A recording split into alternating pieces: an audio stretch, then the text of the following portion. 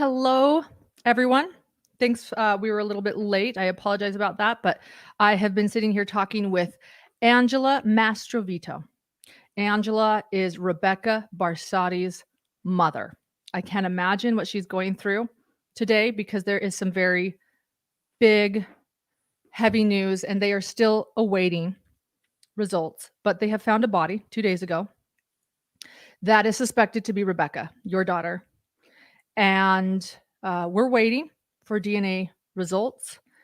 And when that happens, uh, Rebekah's family, Angela and your husband, are going to need a lot of help from web detectives, from pro bono work, from people who can help them with so many details.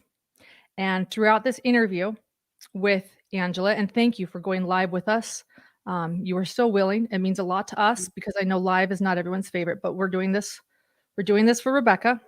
Yes.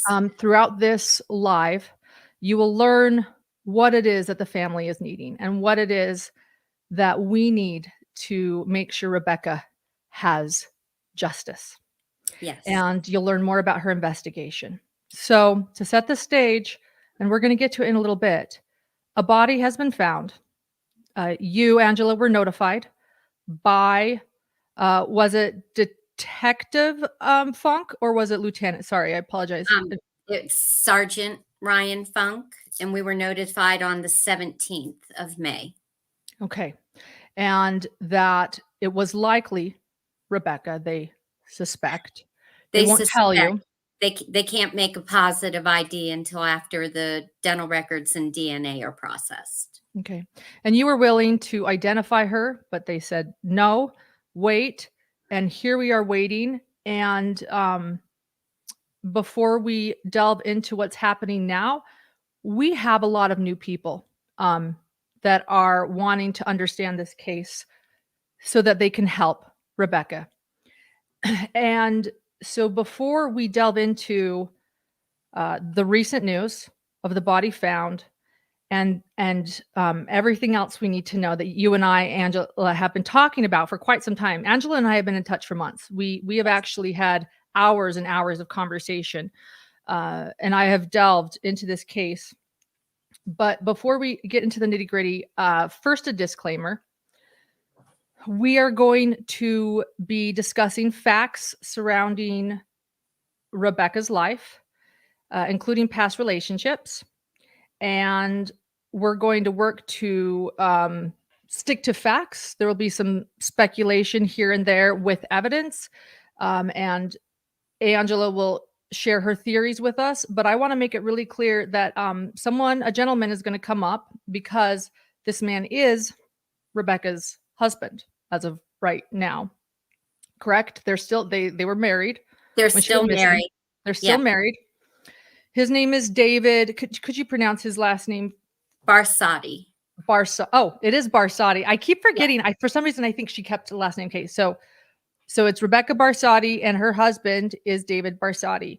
I want to make it very clear that David Barsotti is not a suspect in the disappearance. Not only is he not a suspect in her disappearance, he's not even a person of interest. And that was told to you by the Sheriff Toff of Mineral County, Montana. Is that correct, Angela? Yes, okay. Correct.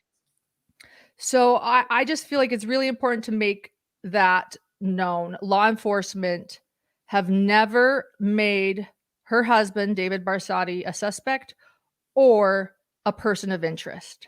So correct. This man is not guilty of any crime. And as we discuss him, it will be within, Rebekah's life and facts pertaining to her life. And I just want to put that disclaimer out there. Hidden True Crime is not saying anyone is guilty of any crime. Everyone that we talk to is innocent. So I would say, is innocent in her disappearance, which law enforcement is wanting to say or has been saying was a likely accidental drowning. Correct. Correct. Okay. With that introduction, I think we need to do a little background, a brief background on your daughter's case and how you have been working tirelessly to find 33. She's not 33 anymore, but when she went missing last year, 10 months ago, she was 33 years old, married, and we're going to explain that, and you'll see, everyone, that while there are no persons of interest and it's being considered a accidental drowning, there is a lot more to this story. So let's give a brief overview. And I want to point out we have wonderful mods here. I want to point out someone else too, though, that you can notice in chat. It is Crystal Smith.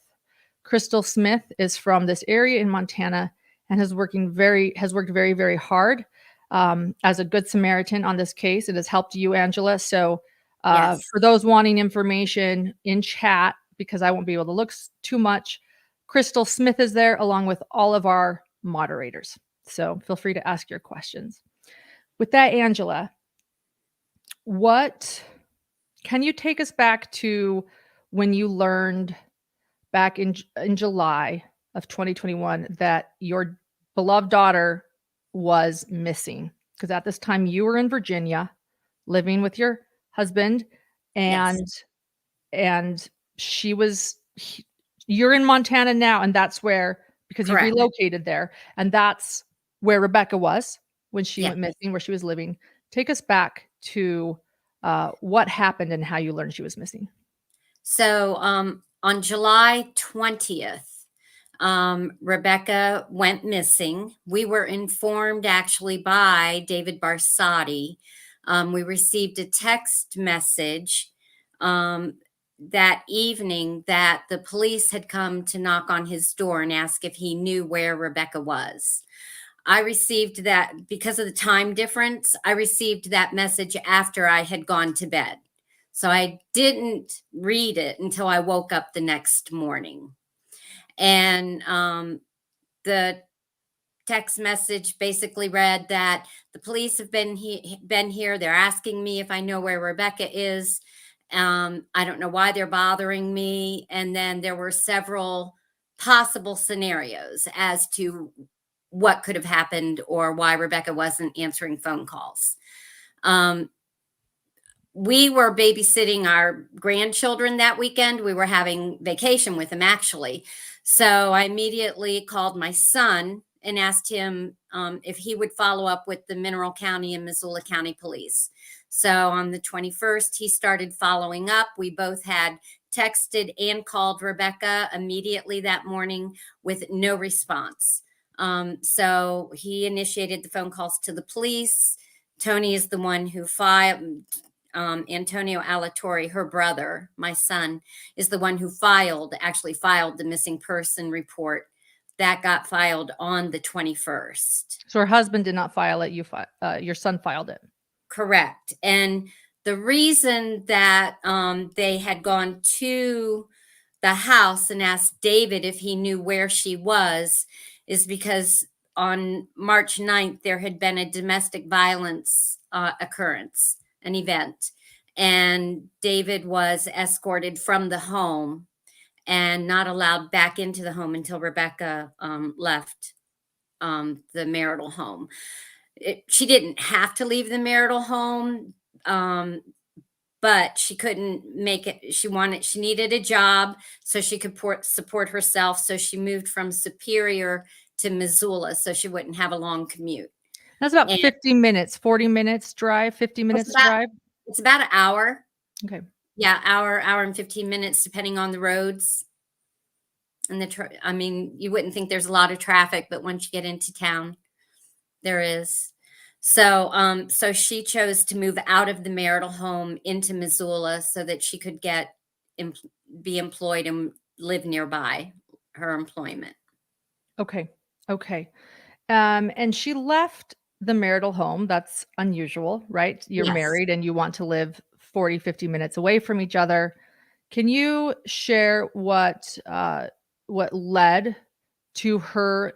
I want to explain this too. Angela was very close to her daughter. They would text all the time, daily. Yes. So you really knew what was going on. I want to make that clear. And I've seen a lot of the texts. and a lot of things, that I've seen emails, I've seen photos, I've seen videos. Right. And so you were very aware of what's going on, and David Barsotti even called you mom in the text that I've Yes. seen. Yes. So with Yes. that being said, can you share what Rebekah's path was to leaving this relationship, or maybe not leaving it, but creating distance? Sure. So, Rebekah and David had been married. They got married in 2015. It had been a rocky marriage from the onset. In 2016, Rebekah came home to Virginia for a month. She explained to me they were having some issues. They needed time apart. And during that time, she revealed to her brother that David had shot the TV because she was watching it. And but they did eventually, she did go back to Montana. But after that time, I would get numerous phone calls on a cyclical basis. I think we're splitting up. I think we're splitting up. And then I would wait a few days, call her back, what's going on? And she would say, well, we're going to try to work it out. So there was a real cycle building, if you will, of repeatedly being notified, I think we're splitting up.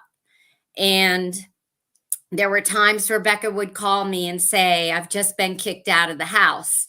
And it's 9 or 10 o'clock Eastern time. So I'm going, what? And she goes, yeah, I just got kicked out of the house. And I'm going, okay, then you need to, she always had a credit card of mine and for emergency purposes. So I would tell her, you need to, go ahead and get a hotel room or whatever. And that became old because she wouldn't get to the hotel until 10 or 11 o'clock at night. This And is then of not course, normal for a marriage, but, no. right. And then you'd have to check out by 10 or 11 the next morning. And there were nights she would sleep in her truck, because she felt unsafe in the home. And it just escalated. In 2000, her husband portrays to be a disabled veteran. And in 2019, she became his personal caregiver through the VA. And at that point in time, it truly escalated. The phone calls home, the concern over whether, their marriage was going to make it or not. When we got out here, I found several drafts of dissolutions of marriage, mostly filed by David. And then they were canceled out. But the event that brought all this to a head was on March 9th. Although there were several domestic violence calls throughout the marriage where there was response from the police department, on March 9th, when they responded, David was escorted off the property. And Rebekah had filled out, and she had completed an affidavit of probable cause that stated that David had threatened to blow her hands off. Both of her hands off. Yeah. Hands being plural, which made her fear for her safety. And Rightfully so. Yeah. And so David was removed from the property. He lived off site at a hotel till April 9th or April 10th, when Rebekah moved out of the marital home into Missoula. And her intent was to leave and to stay separated. They had not filed officially for a divorce at that time because neither of them had the finances to do so. But she had secured a trailer in Missoula to rent. It was very important to her that she have a yard for her dog, Cerberus. She loved her dog, Cerberus. She would train him. Yes. And he was her life. Yes. And so that was, and she was looking for apartments daily. In Montana, it's a $50 application fee with each application submitted.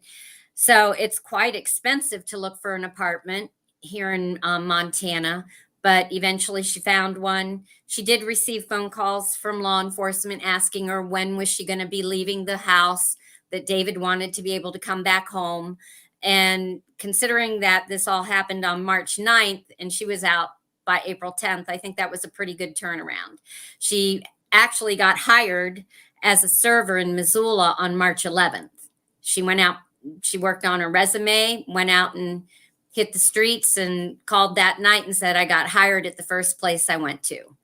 So, it wasn't that she was just not trying. She was, Right. she was very driven that she was going to succeed at making and starting her own life. She was, I know that feeling. You're in your young 30s, a failed relationship, and you're saying, this is my fresh start. I'm going to go out. Yeah. She got her own apartment. I watched her giving a tour of Yes. this new apartment. She was so Yes. excited with the yard Yes. and for her dog. She was excited for this new start. Yes. She had filed that no contact or the Yes. protection order, and she got a job. She was Right. ready to start fresh. Right. And then July 20th came. Yes. So then July 20th came, and actually, there were arrangements made for her to go pick up the last of her marital items. And that arrangement was made through David's caregiver, Bevan Harkins Adam Cook. And they made arrangements to meet up at Town Pump, which is like a convenience store, gas station, and casino all wrapped up into one, in Superior, Montana. So according to Rebekah's text messages, her last conversation with Bevan was on the 16th of July. And Rebekah was supposed to text Bevan when she arrived at Town Pump on the 20th. There is no text to Bevan Cook on the 20th. So that creates a question. I want to say this, Crystal Smith, and I'm sure Liz here, that's also filling us in, as well as myself. We've been on her iCloud. Right. We've looked at Right. what is there. Have you Right. deleted anything ever? No. No. So No. I didn't see a text. Yeah. From that. No, there is no text message on the 20th that we have been able to find. And really quickly, just to clarify what you're saying here, this was the last thing she needed to do. She needed to go get her stuff. So she drove 50 minutes to meet, but there was a protection order.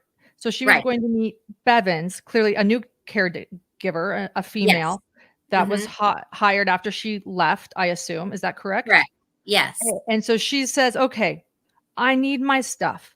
I've got to start fresh. This is my last trip out there. Let's take Cerberus and one last road trip to Superior. Bevan is going to meet me and give me my stuff so I don't have to see David. And then they meet at this gas station. Right, at Town Pump. At Town Pump. And we were shown a still clip. There's 12 video cameras, 10 or 12 video cameras at Town Pump. Missoula County Police only requested footage from 2 of the 12. Which they only even requested 2 of the 12. There were 12 and they only requested 2. Right. Which I thought was odd. It is odd. So anyways, but from the clip that they showed us, we couldn't even see Rebekah. You could see the car, which the day she went missing, they didn't identify the car that she was driving. They didn't identify she was married. None of that was published when in the press release to the news when it was released that she was missing. But we could not identify Rebekah in that still clip. There was a person from the community, Monty Turner, and I have spoken to him, and he said he saw the still clip, which I'm not really sure why, but he was shown the still clip, and he said, I know what Rebekah looks like, and I can't identify her. So first off, they didn't show you the still clip, but they showed a community member, and then the community member is telling you that it wasn't Rebekah. Right. We eventually saw these things, but it was not at the onset. Okay. We weren't shown these particular clips until much later. And even Okay. though it was video footage, we were just seeing a still clip. Okay. Yeah. So in other words, this last sighting of Rebekah, according to you, is questionable still. Is that correct? Correct. Okay. Yeah, we had asked if the footage could be enhanced, and we were informed no, that it could not be. And the FBI is very close here in Missoula to the Missoula County Sheriff's Department as far as proximity. And we asked if the FBI could enhance the photo, and they refused our request. Not the FBI, but the Missoula County Sheriff's Office refused our Okay. Missoula County. Okay. Yeah. So the FBI, we did call the FBI directly, and they immediately contacted Missoula County and said Angela Mastrovito is requesting our services. And we were informed by Missoula County that if they were needed, they would invite them. wow. Yeah. And so they never invited them. Right. Correct. Only gave you 2 surveillance cameras out of 12. Never invited FBI. Sounds like they didn't do a lot of things. And so this is July 20th, Yes. 2021. Does Bevan say whether it was questionable, but does Bevan say, yes, I saw her? Does she claim that?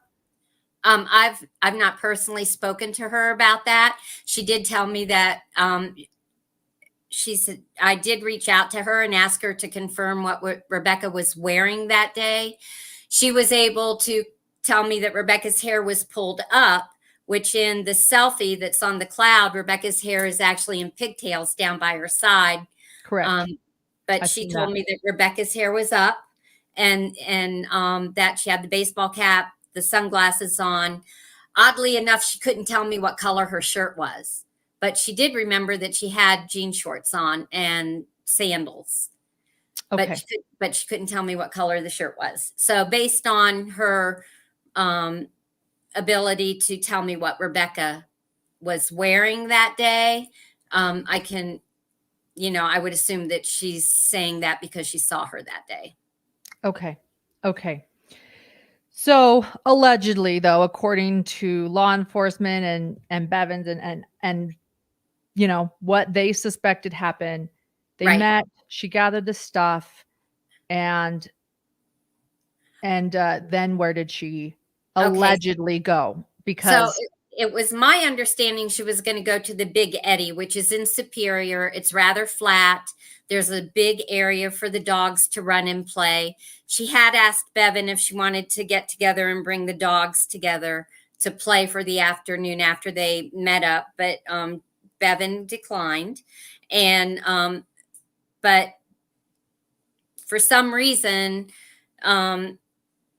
Rebekah's car and her things ended up at mile marker 72.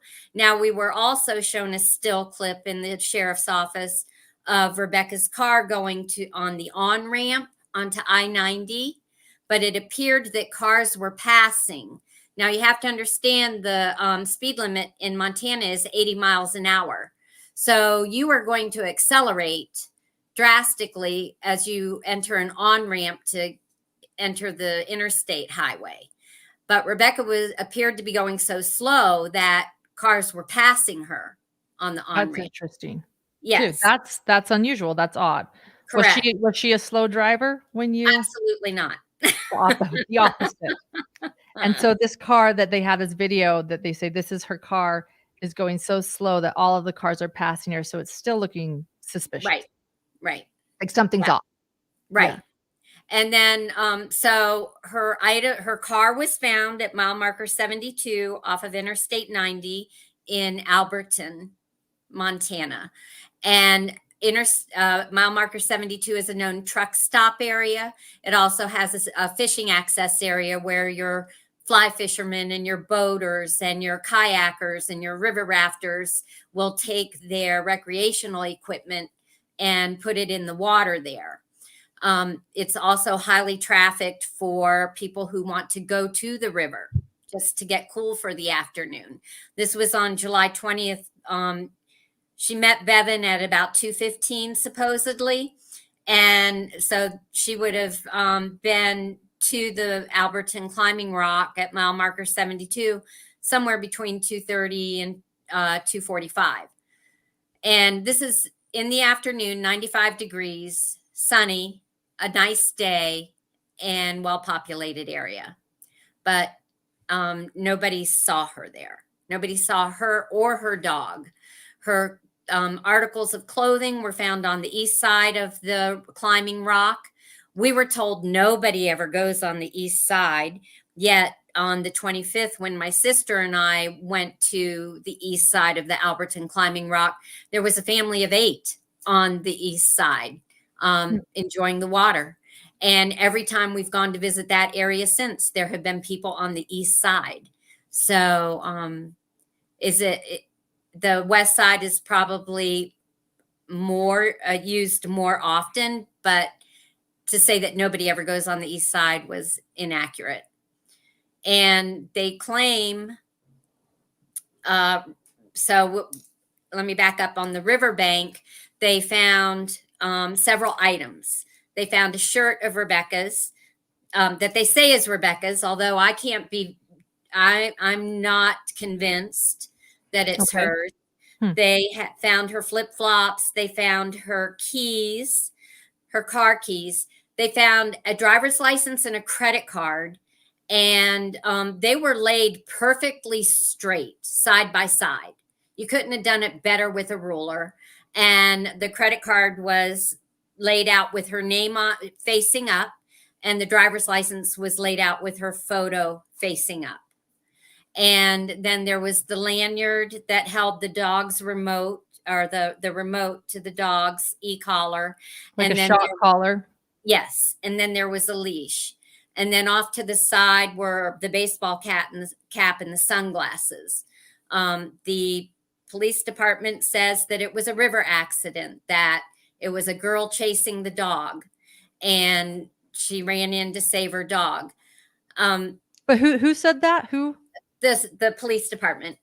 So no witness saw this. No witness. It's just what they're deciding is happening, because correct.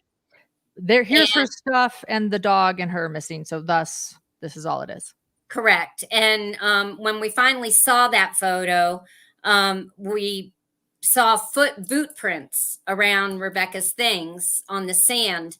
And we asked whose boots those were, whose boot prints. And they were all crisscrossed. You know, it wasn't like somebody carefully walked around the scene to maintain the integrity of the scene.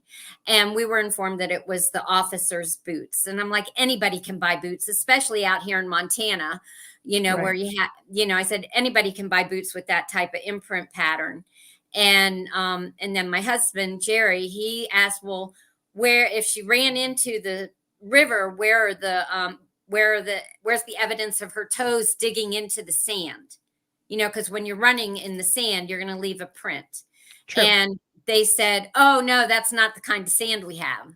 But yet they have the kind of sand that leaves boot prints. And the other thing is that Rebekah is a server. So her feet are her business. That's her livelihood. And the closer you got to the water, you have river rocks, which are very slippery and very sharp. And it would have cut her feet up, you know, to run in barefoot like that. I also don't think she would have taken the time. They say she took her driver's license and credit card out of her back pocket before she went in the water. Well, I think if it's a true emergency, you're not going to worry about taking your credit card and your driver's license out of your pocket. You're not going to worry. Putting them safely lined up. Mm-hmm. So what we've been told since then is that there was a family from Oregon that came upon her things, and the Oregon family neatly placed the card and the driver's license on the sand. But you've never talked to this Oregon family, right? That's correct. We made we made a video plea on Facebook on October 31st. It had, I want to say, over 7,000 views, if I remember correctly. And not one family has reached out. Not one. We've even asked if business owners could remember a family coming in and talking about finding something on the beach or on the riverbank and having to call 911. So we even And no expanded one. our request, and no one. So it's a mystery family, but law enforcement allegedly, like, she was reported missing very fast because of this, because of stuff, right? Found on, or not missing, but police went to David's house that Right. night, right? Yes. And Mhm. that's what I mean, as in Yeah, the a night of the night did 20th. not go by. Yeah, there was Right, no a night did not go by before a law enforcement was visiting David right, Barsotti, her husband, because right, they found her items there at the right, river. right. And they said this family of organ, but it's an absolute mystery. You have no names. No No one names, comes and forward. Mineral County refuses to even let us listen to the 911 tape. We've never been allowed to listen to it. So if There's there's a family from Oregon out here, that Yes, knows about finding, uh, belongings to somebody, in July 2021, um, in Montana, let us know. yes, Let us know yes. you exist. Yes, definitely, definitely. So, that, I mean, everything we were told right from the front, there's nothing to see here. This was a river accident.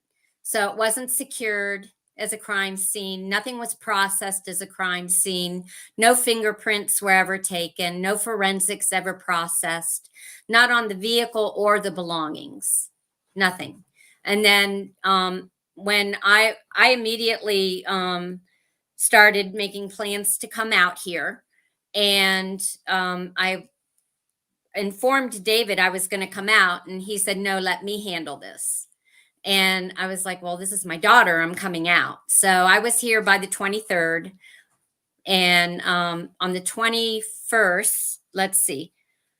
On the 21st at 4 o'clock, we had our grandkids at an amusement park, and Tony called and told us the news.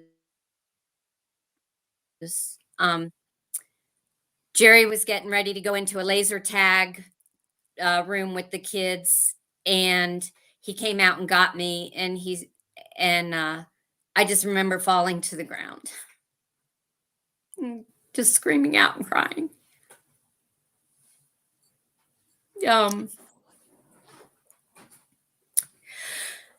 it was very hard. To say the least. Yeah. And you're still in this nightmare. You're Yeah, still we're still in this nightmare. Our nightmare hasn't ended. Not only is Rebekah a missing person, but we had the domestic violence issue to travel through and journey through. We have had obstacle after obstacle after obstacle from law enforcement in Mineral County that we have had to come up against. Simple things like DNA and dental records, they're supposed to be requested within the first 30 days of a person going missing. They were never requested. I had to push for them.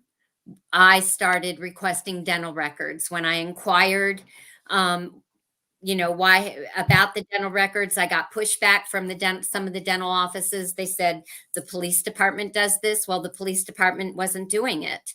I had to get my attorney involved. I had to get the missing person specialist from Helena, Department of Justice, involved to request dental records. You shouldn't have to do that. I kept asking, do I need a DNA swab? Well, we'll let you know.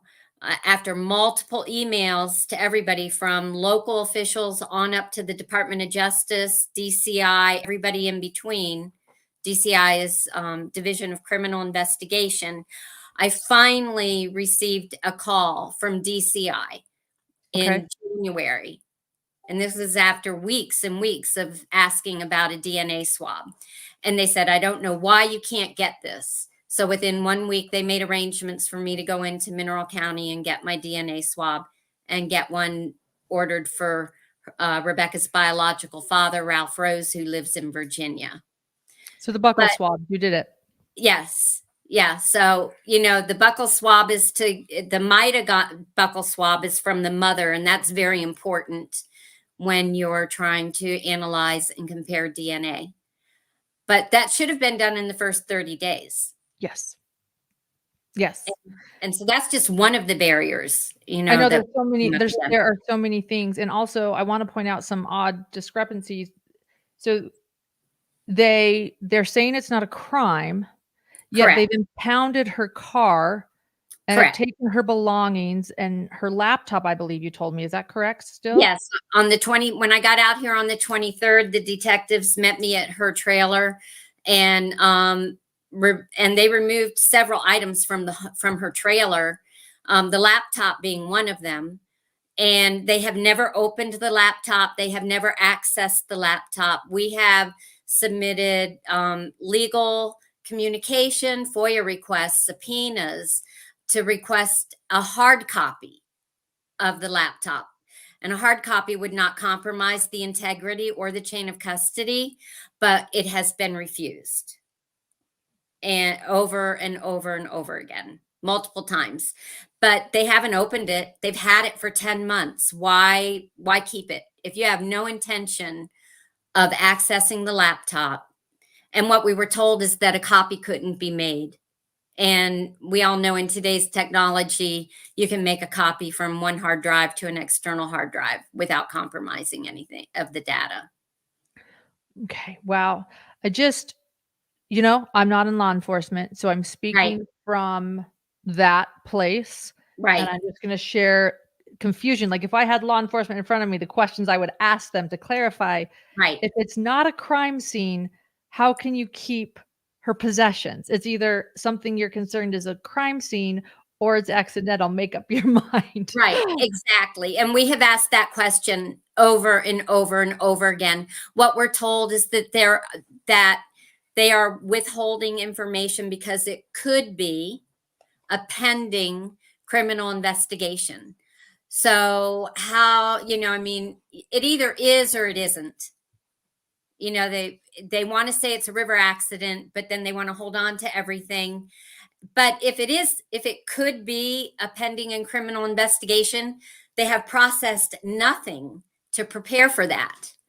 I mean, Sheriff Toth said in the county commissioners meeting on November 26th that there was nothing in Rebekah's phone of concern. Yet, when I gained access to the iCloud account, um, the there was on July 2nd, the only images on July 2nd that were taken were of a van, the VIN number of a van, and a cracked windshield on her car. Nothing else. And the license plate on the van. And then Rebekah took a lot of pictures on a regular basis, but on July 2nd, that was the only photos. Nobody questioned that. When the detectives had her phone, they did not call me and say, Angela, was Rebekah looking to buy a van? Or does she have another vehicle? Nobody questioned that. And so I had a PI at the time who ran the plates for me. And then that was John Baker. And then my other PI, James Terry, he tracked down the address of the owner of the van and started calling the owner and the family. And what we found out is that at Council Grove State Park on July 2nd, Rebekah had apparently experienced someone throwing rocks at her dog and herself. And I can only think that since her windshield was cracked, that they must have hit her windshield. Now, we found that out. The detectives didn't find that out. The detectives had never called the family to ask them, but the family and the owner of the van spoke with James Terry and myself and explained that they had been there for the day recreating, one of their family members. And when they came back, there was a note on the car, on their van, from Rebekah stating that someone had been throwing rocks at them. So was Rebekah being stalked on the Right, 2nd of July?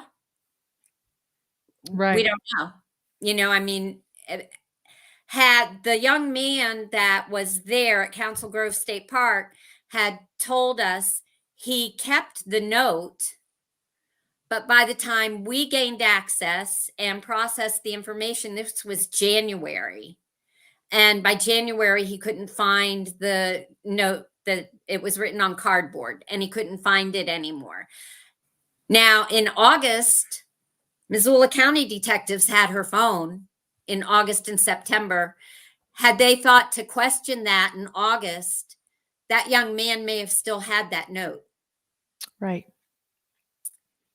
So there were lots of lost opportunities. They said there was nothing to be concerned about on her phone. Yet on March 9th, we found a video where Rebekah found a gun in the bed. And Well, I was going to bring that up. I Yeah. found something concerning when I looked at her iCloud. I went through her iCloud, and there Yes. is a video she recorded on her cell phone. When was the domestic abuse disturbance? When he was in prison or in jail, excuse me. When he went to jail for 3 days. When was that? That was That was March 9th. March 9th. So it was March, it was right 10th. after he was taken. She Yeah. does a cell phone video. He had gone out of the bed, and you can explain this. He had gone out of the bed when the police officers arrived, fully Yeah. dressed, even though it was the middle of the night. Yes. And they made him pull out his pockets, and he had handcuffs. You know, Correct. again, let me remind everyone, the threat was he was going to blow off both of her hands. So police say, come. He gets out of the bed, in the bed, middle of the night. He's fully dressed. He has handcuffs, very nice handcuffs, real handcuffs in his pocket. Yes. And then he's taken in, and she does a cell phone video of lifting up the covers where he was, and his gun was hiding there. And Right. the videos on her iCloud, and I have it here. I'll try to bring it up in a little bit so everyone can see it. So his threat, there was, in my opinion, I see that as evidence of, Correct. that is important. So even Right. I saw stuff that looked very scary, and it also just shows he's sleeping with a gun, and it's sitting there right next to her in bed. Is scary. Right. Well, and how many people go to bed with handcuffs in their pockets as well? And loaded magazines and a gun. Yeah. So and in court it came up that there were loaded magazines and a gun. So, it's just it was interesting how that played out in court. Now in mineral court, you have to understand you're not allowed, they don't transcribe. There's not a court reporter. There and somebody, Evan asked, he wanted to know about body cam footage when they were picking up her material or her possessions too. So there's no court reporter. What about body cam? There was no body cam that I'm aware of when they picked up her possessions. When on the day that she went missing, is that what they're asking? On the day she went missing, there was no body cam footage. But despite the fact that Sheriff Toth had received COVID money, and it's my understanding new body cams were purchased for the department, but they weren't using them that day. It's just so okay. Wow. So tell me, and if I'm skipping ahead, go back to where you want to go now for linear. There was body cam footage used on the night of the domestic violence response. There was. Have you seen that? Yes, we saw that in court on March 25th. And this is important. I'm going to stop you right there and explain this, because if you're wondering if there could be a possible motive, I'm going to throw this out again. Everyone is innocent here, but this is a fact that I want to throw out. She went missing July 20th. When were they both supposed to appear in court where he would be charged with domestic violence? So they were supposed to appear in court September 25th. So a month later, and if she doesn't show up, you guys showed up, but if you didn't, and if she didn't show up, charges dropped? Well, if Rebekah was still here, there would have been no reason for us to show up. Right. Okay, but if she didn't show up and you didn't choose to go forward with it, would they have just dropped the charges? Most likely. It was the state that represented Rebekah. So in the state of Montana, if a person experiences domestic violence and they file a charge, they make a report of it, then the state steps in and they represent the victim. And Funtuski is asking a great question. If the husband has a DV charge, why was he allowed to have a gun? Because he was never charged. Because she went missing before he had to go to court to be charged. So he never has it charged, although you did go in her place. It wasn't what you had hoped, and the jury did not charge him. Right. The jury didn't charge him. There wasn't enough evidence presented on the day of the trial to convince them. The other thing that came up in the domestic violence trial is that even though David pled the fifth and did not take the stand, prosecuting reminded the people in the jury that Rebekah was not present. And so she was not present to defend herself. Now, they did not mention that she was missing. They didn't say she was missing? They didn't say she was missing to the jury? No, that they did not say she was missing. They just said she was not present. So she is missing. She can't show up, so they tell the jury she's just not here. Right, not present. And they didn't share any of the evidence, like her finding a gun or anything like that? No. No. None of that was presented. I have that video, by the way. I'm going to bring it up soon so we can all watch it. Yeah. It was just her kind of showing evidence. And you know what? I also want to point out something, that there's a reason why I did the thumbnail for this video the way I did, with the text that was to you, to her mother, where she said, let's see this, for the record, he has threatened to beat me, shoot me, kill my dog, burn the house down, drive my truck into the river. There's zero reason for me to be compliant. And so I just want to say the reason I wanted to post that so prominently is when she said, for the record. Right. So I want Rebekah, for the record, Rebekah, it's on record that he said this, that you wrote that text to your mother. Exactly. And so this video that you recorded on your phone, on the record, I saw it in your phone on that date and saw that he had a gun in his bed. Right. And what preempted that message to me was David had sent Rebekah a quitclaim deed. He wanted the house solely in his name. And he wanted Rebekah to sign over all of the equity into the home to him. And she did not want to do that. So they had purchased a house together. Both their names were on the deed in March of 2020. And in June of 2020, Rebekah had called me and said, we're having problems. What do we do with the house? And I told her, I said, well, you start at 50-50. And David was not real fond of that response. So, I told her, I said, you start at 50-50 and then you negotiate from there. But it took both of you to buy and purchase that house.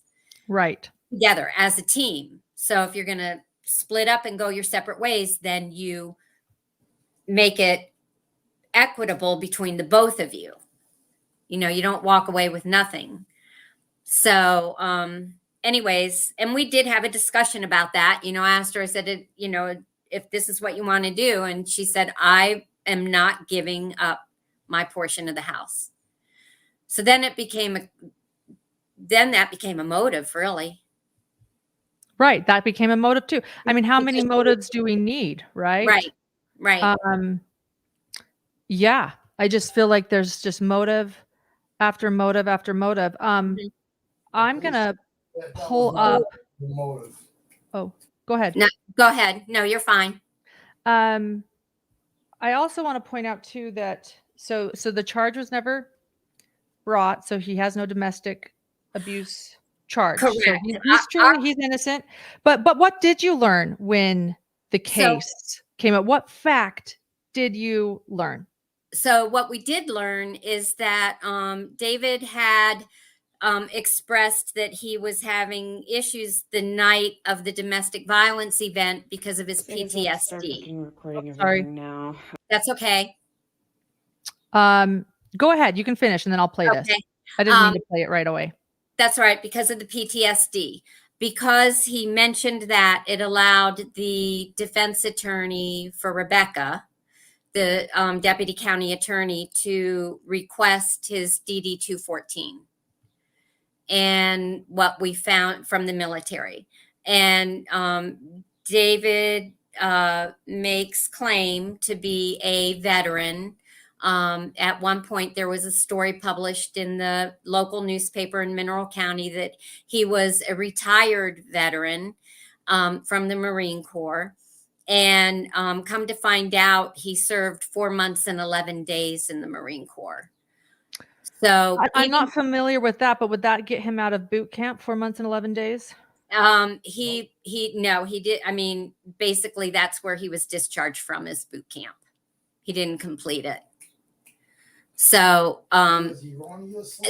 anyways, that, what that means is that he didn't serve overseas. You know, he didn't go to combat. He was erroneously discharged. So anyways, it's not, that's what came out of that. That's what came out of that, is that, so we didn't get the domestic violence charge. Our hope was for the domestic violence charge. And our reason for that was to save the next person, to save the next woman. Because I've had 2 other women contact me, well, actually 3, including his ex-wife, contact me to say they left the relationship because of domestic violence. Wow. We were really hoping to get the conviction so that for the next woman, they'd be able to Google and find that there was a domestic violence charge. In the state of Montana, it's just a misdemeanor. It takes 3 misdemeanors of domestic violence to become a felony, but we figured it would be the first one. Right. Wow. No, yeah, it's heartbreaking. And when you can't get that first charge, that's the hardest, because people will look at history, right? Right. People will look at history. So somebody's asking about what type of discharge. It was an erroneous discharge, was the classification. And an erroneous discharge can mean multiple things. So I'm not even going to try to go in there and identify that. I mean, that would be for the military to identify, but there's multiple codes for erroneous discharges. Interesting. Here is that video. Again, share the date again. Angela, forgive me that I'm struggling with the date of this video where, so again, she called 911 reporting that she reported that she needed help. Right. March 9th. March 9th. Okay. So March 9th. And this was to you as her mother, you say that this was the final thing, that she chose to leave after this, correct? Right. When she called me the next morning, she said, I just can't do this anymore. I can't do this anymore. And, you know, they'd had problems for a long time and on a cyclical basis. And this was just the final straw. Okay. Okay. And so I'm going to repeat again this story and you tell me if I have it accurate or correct me if I need. But a law enforcement arrives. They talk to Rebekah outside in March 9th. Did you say March 9th? Yes. March 9th. So March 9th. They go in and David is in his bed. And this is the middle of the night too. What time are we talking? 3? I think it was like 12 or 1 o'clock. Okay. So 1 a.m., midnight, 1 a.m. He's in bed. The officer asks him to get out. Oh, go ahead. Right. So the officer, Rebekah told the officer that the dogs were in the cage and David was back in the bedroom. And so the officer entered the home and hollered out to David. And this is on the footage that was shown at the hearing on March 25th. And from the body cam. And he hollered out a few times for David. David finally answered. He asked where he was. And he said back in the bedroom. I can't remember if it was the right or the left, but he identified which room. And the officer got to the door and said, can I come in? Are you dressed? Or something similar to that. And David said, give me a minute. And he had to put the dogs in the cage or something. But when he finally said, you can come in, then David's getting up out of bed, fully dressed. And the officer says, let's go out to the kitchen. So the dogs are in the cage and they go out to the kitchen. he asked David to empty his pockets, and David pulls out a pair of Peerless handcuffs. So they had this elaborate conversation about how great Peerless handcuffs were. And then when I saw the handcuffs, that answered the question in my mind. When the affidavit said he was threatened to blow off both my hands, or blow off my hands, plural, I'm Yes. like, how do you hold a gun in one hand and secure the wrists, two wrists together with the other one? You know, I mean, the person would have to not be fighting back at all. But then when I saw the handcuffs, I thought that's how you would do it.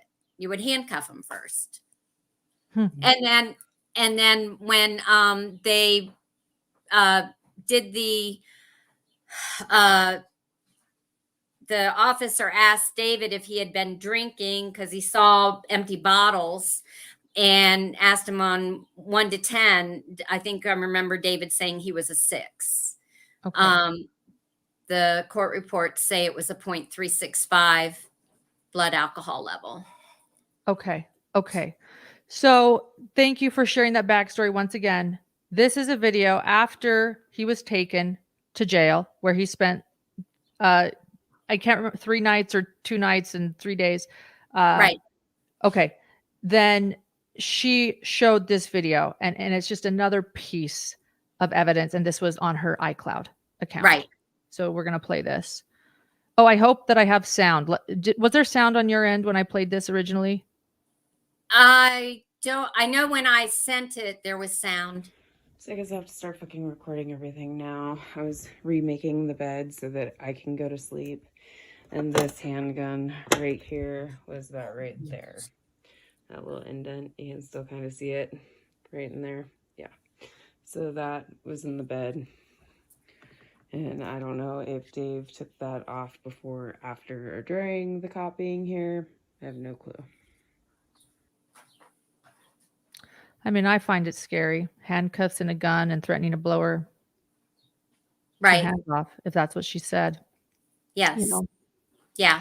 I want to say something else really quickly too. John and I, our channel is very big on domestic abuse awareness. And somebody brought up something that is a valid question that a lot of people ask, but I want to point something out that's important because it's also coming up in the Johnny Depp Amber Heard trial, which is domestic abuse survivors and victims do not need proof, like absolute proof, like a recording of the abuse, to get a guilty verdict on the perpetrator, or to get a charge on the person who abused them. John wrote his thesis on domestic abuse and has been working. He was for 10 years, the executive director of Family and Child Treatment Center, where he worked with victims of domestic abuse. This is why psychologists are trained to spot domestic abuse victims as well as perpetrators, because those that are in the arena of helping those who are domestic abuse survivors have fought to make it be known that you don't have to have abuse. We have to listen to their stories. And he's, I'm just concerned at the Amber Heard Johnny Depp trial and how, whatever the case is, I'm not taking a side here, but my concern that the public is demanding proof. We need to not go into that place where we demand domestic abuse victims have some sort of recorded proof. We need to believe them and listen to their stories and assess evidence and get psychologists in if we need. Of course, we can't do that with Rebekah because she is missing, but I just felt like I needed to say that important thing for all domestic abuse survivors, including Rebekah. I do believe that her call was valid and that he should have, in my opinion, been charged since he was even taken in that night. You bring up a good point. So at the domestic abuse trial, and what people have to remember is that there are 2 different cases here. There's the domestic abuse case and then the missing person case. Okay. And only the domestic abuse case went to trial. But at the domestic abuse case, there were only 2 people brought to the witness stand. The 911 dispatcher that took Rebekah's call, who, if I remember correctly, had 2 years experience as a dispatcher. But they asked her if Rebekah's presentation to the 911 call was normal. Wow. And Rebekah's presentation on the 911 call was that she was very controlled and she was calm in her presentation. And the prosecution questioned that, thinking that she should have been hysterical if she was experiencing domestic violence. My thought on that personally is that if you're in an explosive situation, you're going to do everything you can to maintain the peace. And if maintaining the peace means that you're calm, cool, and collected when you place your call, then that's what you do. Because had she been hysterical and screaming and crying, then that would have aggravated the situation, or could have.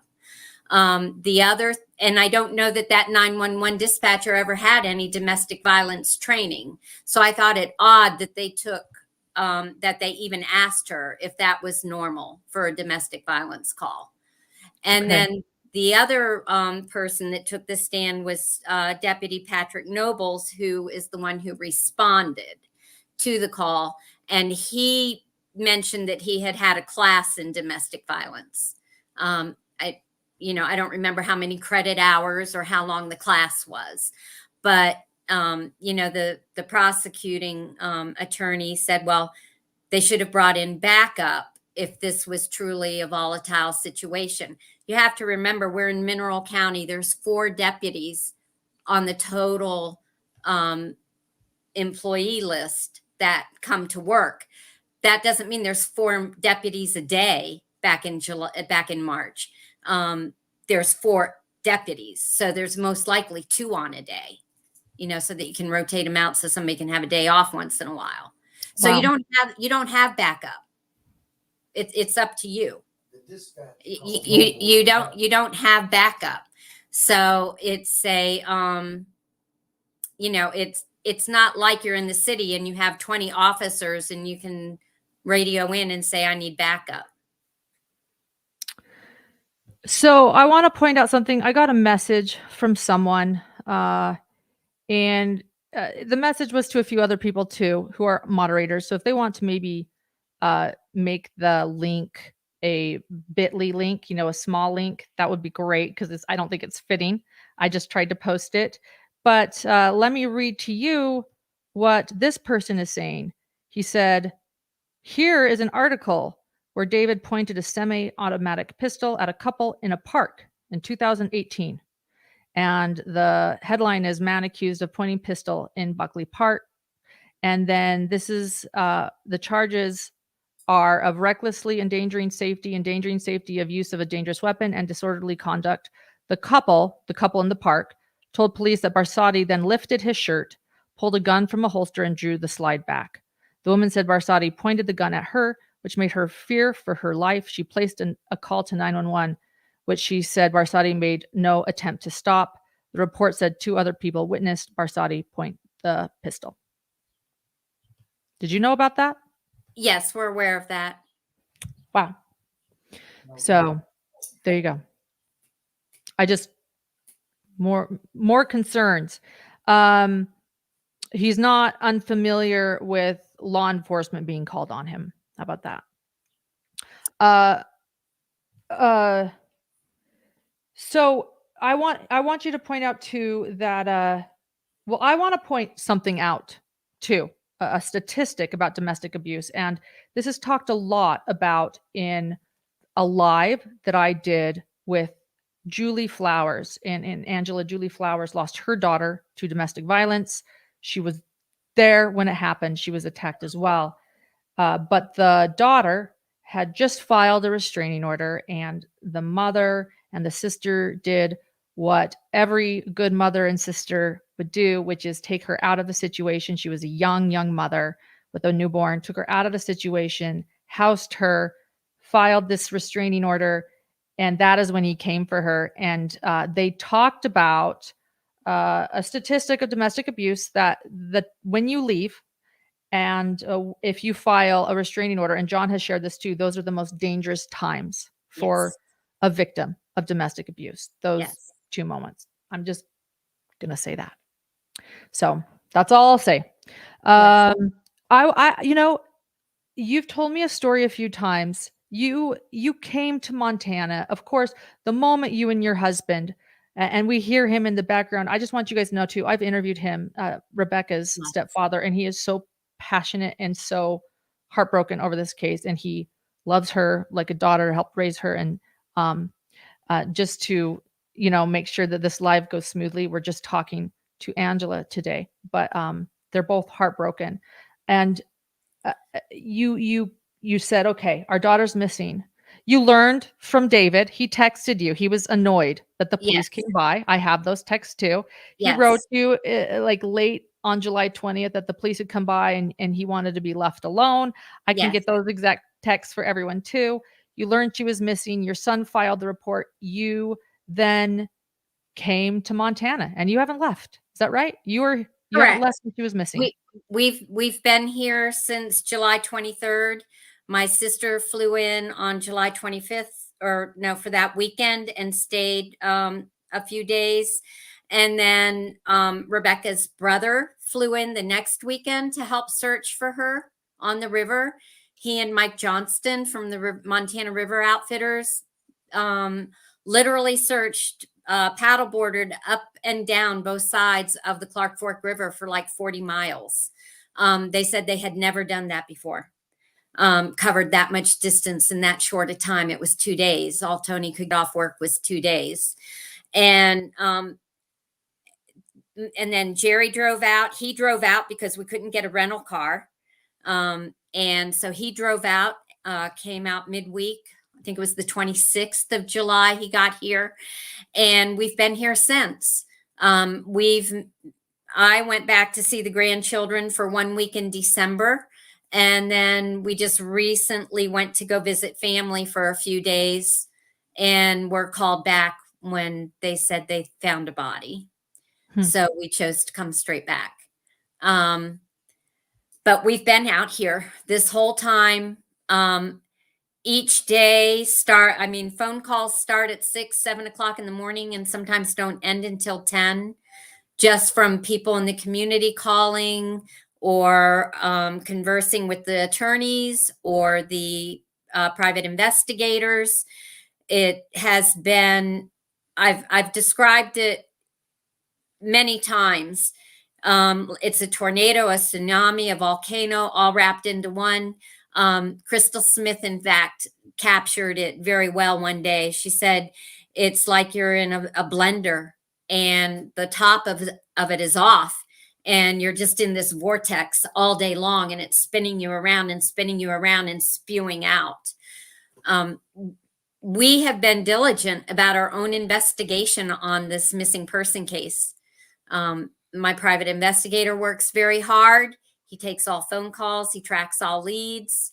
And I'm here locally in Montana. So he'll say, you need to go meet this person and talk to them.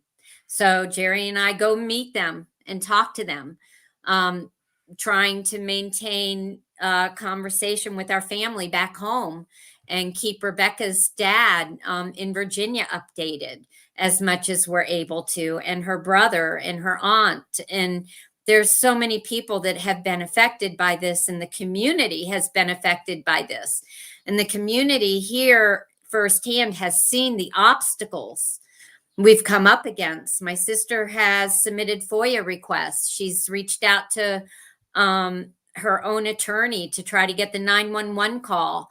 And we have submitted FOIA requests. All of it's legal action. And so it takes an incredible amount of finances to do that. But God has been faithful, and he has provided what we've needed to be able to continue this. We don't do this for ourselves. We do this because Rebecca doesn't have a voice. Her voice was taken away. And we do this for all those who have experienced domestic violence and lost their voice, all those families who have missing loved ones. Don't give up. Just because you can't get the police department to work with you, don't give up. Go around them. That's what we've done. we've Hired gone search group. we've gone around them. You know, we were told last summer that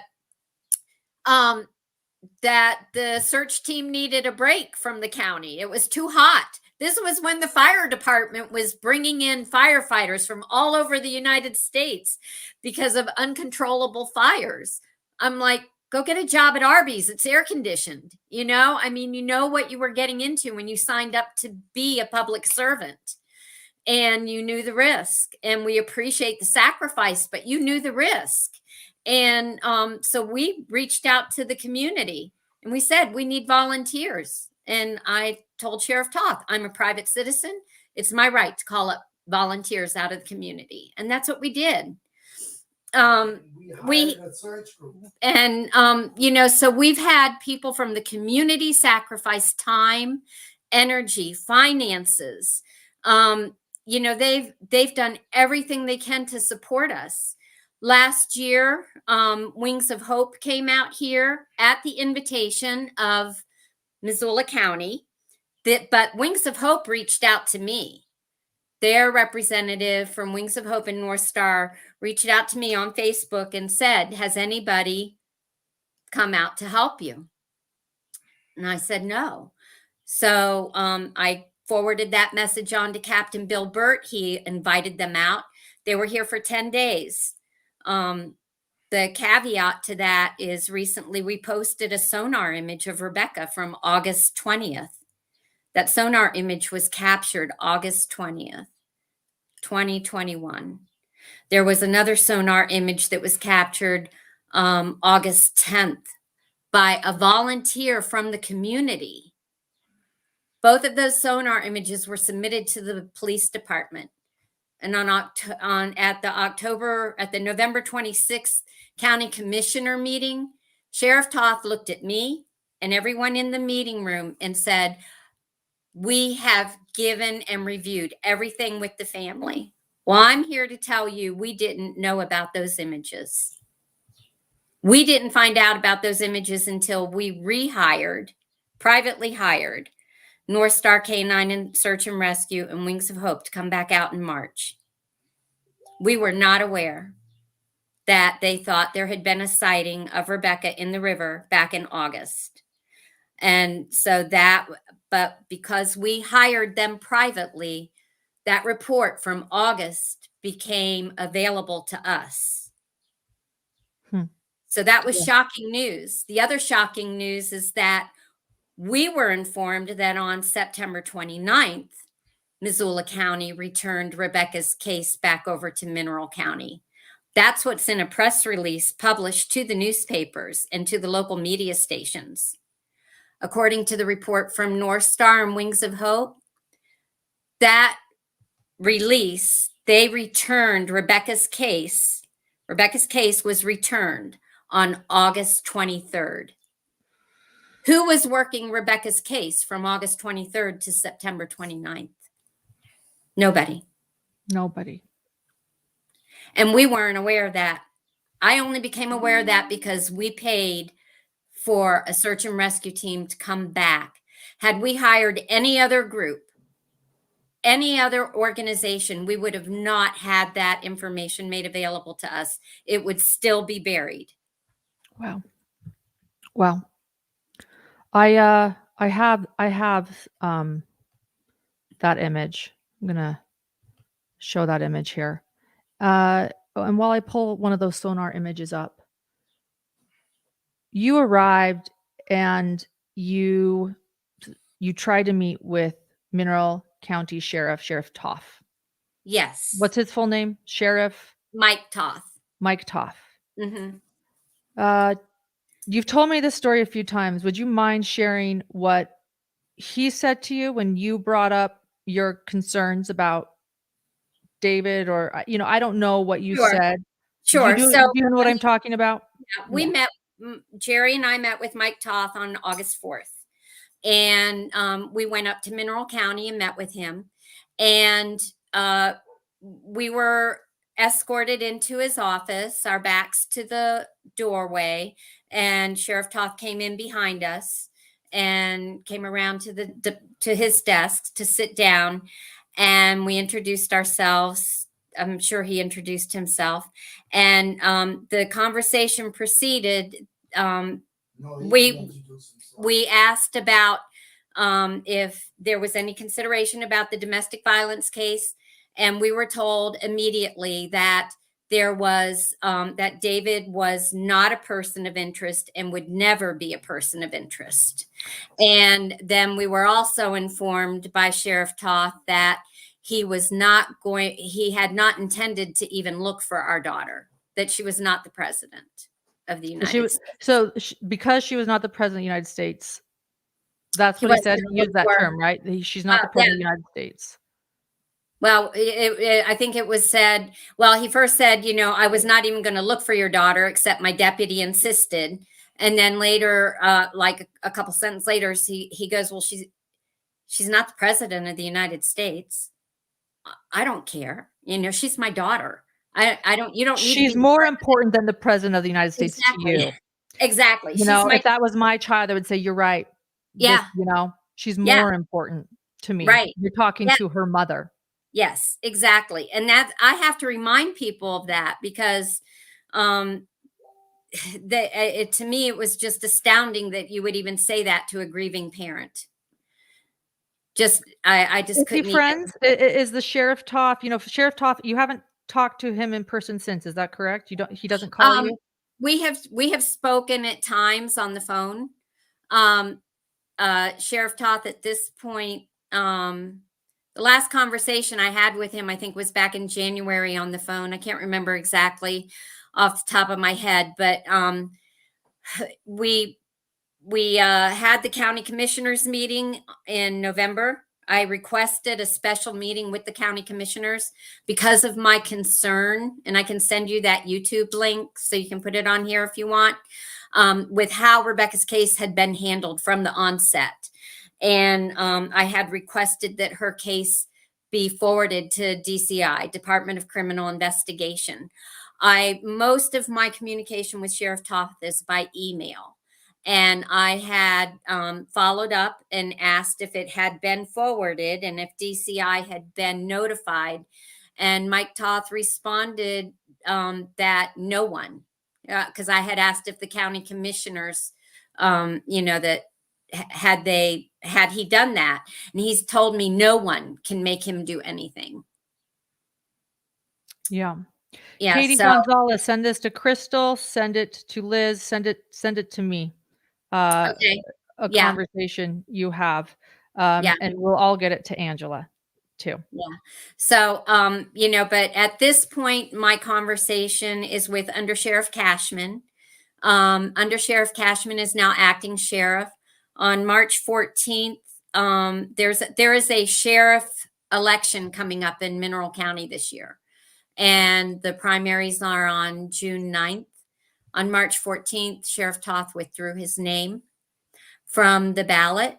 On March 15th, Sheriff Toth called my private investigator and informed my private investigator that Wings of Hope and North Star Canine Search and Rescue would not find Rebekah, that he thought he knew where Rebekah was and he would wait until spring runoff, and they already had a plan to retrieve her. And I informed the captain of Wings of Hope about that conversation. And Brad Smith with Wings of Hope presented the morning of the 16th and was not able to speak with Sheriff Toth because Sheriff Toth was no longer working from the office. He had chosen to remove himself from the office and work from home. So again, this is someone that's holding, you have a private investigator, but someone is Yes. holding her car. They're holding her car. Yes. They're holding her laptop. So Yes. it's not a crime, they say, but, and is it a closed case? No, I mean, I know she's missing, but did they close it as a searching case? No. Or they always kept it open? Okay. Well, okay. So what I've gotten, and I confirmed this with Under Sheriff Wayne Cashman this week, Rebekah's case is inactive, but open. Now, for me, that's confusing. I'm not in law enforcement. To me, either our case is open or closed, but the way it was explained is that it's inactive because there's no leads available right now. If a lead comes forward, then they'll open the case and work the lead. And then after they work the lead, it'll become inactive again. Okay. But want now, you to know- mind you, okay. Mineral County doesn't have any detectives, and Mineral County doesn't have any investigators. And they haven't reached out to the FBI or anyone else. No, I've been informed by DCI that DCI is reviewing Rebekah's case, but that it could take months for them to review it. Hey, I want you to know we already have some incredible internet detectives and good Samaritans out. I want you to know that someone who's excelled at getting public records requests is willing to make some requests for you. It sounds like you've tried to get this 911 call and other things that Yes. should be public records. It should be Yes. a FOIA request, and you're saying that you've been denied. We have 2 attorneys now, so we had to hire we hired a second attorney on an emergency in one of the court hearings.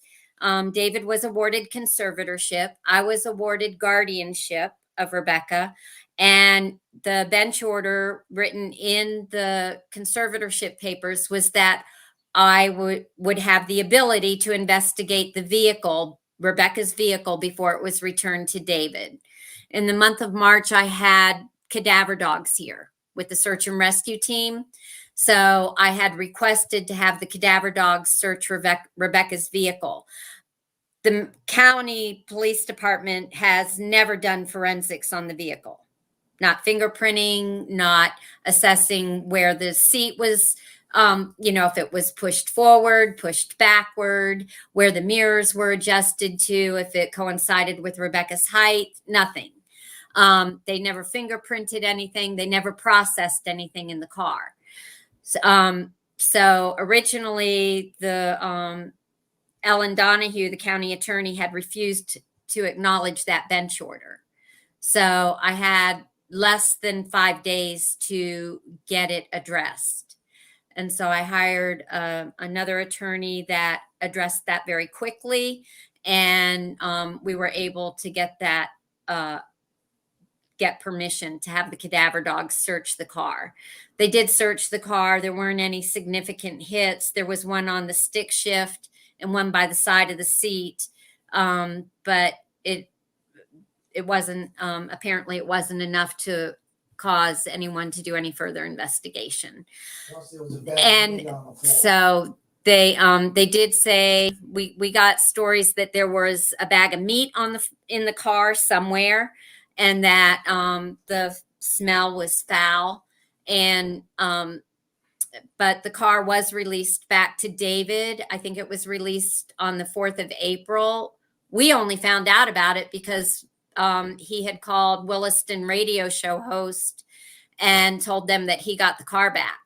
And that was the only way we knew he got the car back. We didn't get notification until the 21st of April that he had the car returned to him. So I don't know where the contents of the meat are. It didn't make any sense that there was meat in the car. It was a 95-degree day when my daughter was driving an hour and 15 minutes to Superior in 95-degree heat, and then driving back. And Rebekah didn't use raw meat to train. She used, little training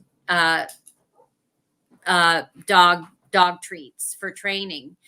And so the meat didn't make any sense to me, but the meat's gone. It was thrown away. Nobody thought to ask about that or to have it tested.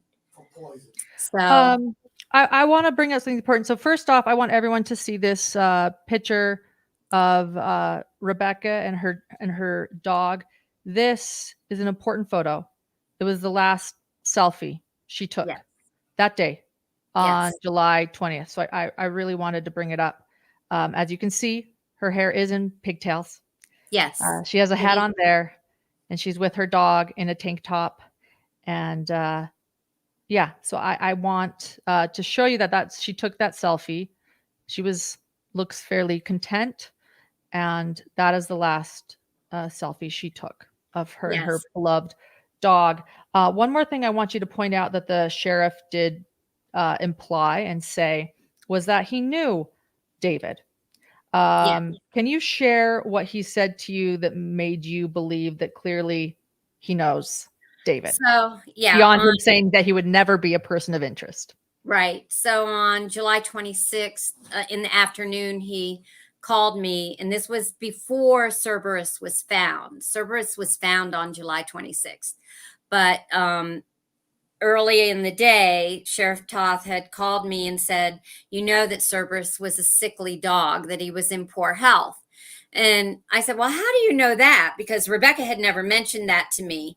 And he was always very happy and, looked very healthy in the photos and the videos she had sent to me. And, I heard a lot that he was a goofy grape sometime, but never sickly. And he said, well, I trust the person who told me. And I said, well, did you confirm that with veterinary records? No, I don't need to. And I said, well, who told you? And he goes, I don't need to disclose that. And I said, well, you and I both know that there's only one other person that knew that dog as well as Rebecca. And that was Rebecca's husband, David. And so when you trust somebody, that He said, I trust the person that told yes, me. I Yeah. trust the person that told me. So when you trust somebody, that leads you to believe that there is an established relationship that has built trust. And so yes, and David had boasted many times that he was friends with the department. So there you go. You mentioned that Cerberus, that sweet, sweet dog who was her best friend. Again, I've seen her iCloud account, and it was very rare to not see a video or photo with Right. her beloved dog. It was truly her best friend. They found him. Was it 6 days after Yes. she was 6 found? days after. He was found near an area called Tarkio. Okay. And he was found half in, half out of the river. Okay. Okay. There are a lot of questions being asked about the body. We will get right there. I just want to make sure we cover all our bases because this case is so important. It is so important. This is not going to be the last time we cover this case. And what this case needs is attention. And yes, a body has been found, and we're going to get to that. And I even have an interview with Sheriff Toth, who we have been discussing the body. Can we? I just wanted to also share. So the dog was cremated, her beloved dog, and let's see. I'm looking. I can look at my. If someone needs to send me an email, I am getting things. All right. So here we go. Okay.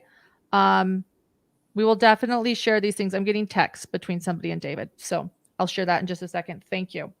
I just want to say this too. There was search and rescue, the original search and rescue, and they never found her. They did find her beloved Cerberus. Yes. And his shock collar was embedded into his neck. Yes. So yes. there's a question that we don't even know if his cause of death was drowning. Really, Correct. Yeah. And actually, my husband Jerry is the one who brought that up with the police. Cerberus did have a shock collar on, and for those who are not familiar with shock collars, you have a remote that actually has 3 different buttons on it. One is a tone. So the first alert to the dog is a tone.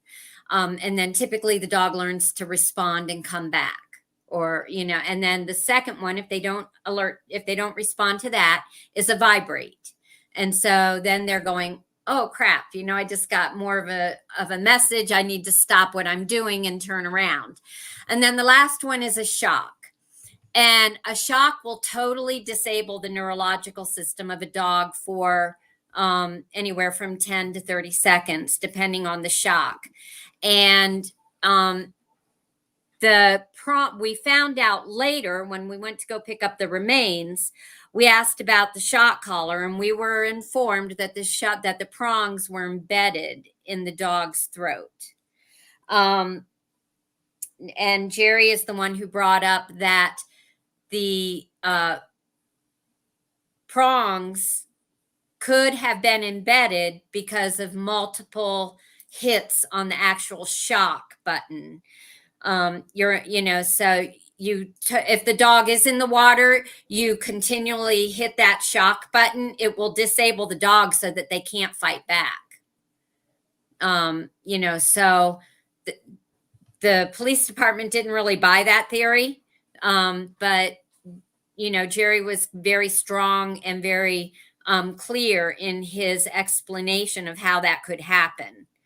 And we still think that that's a very strong possibility.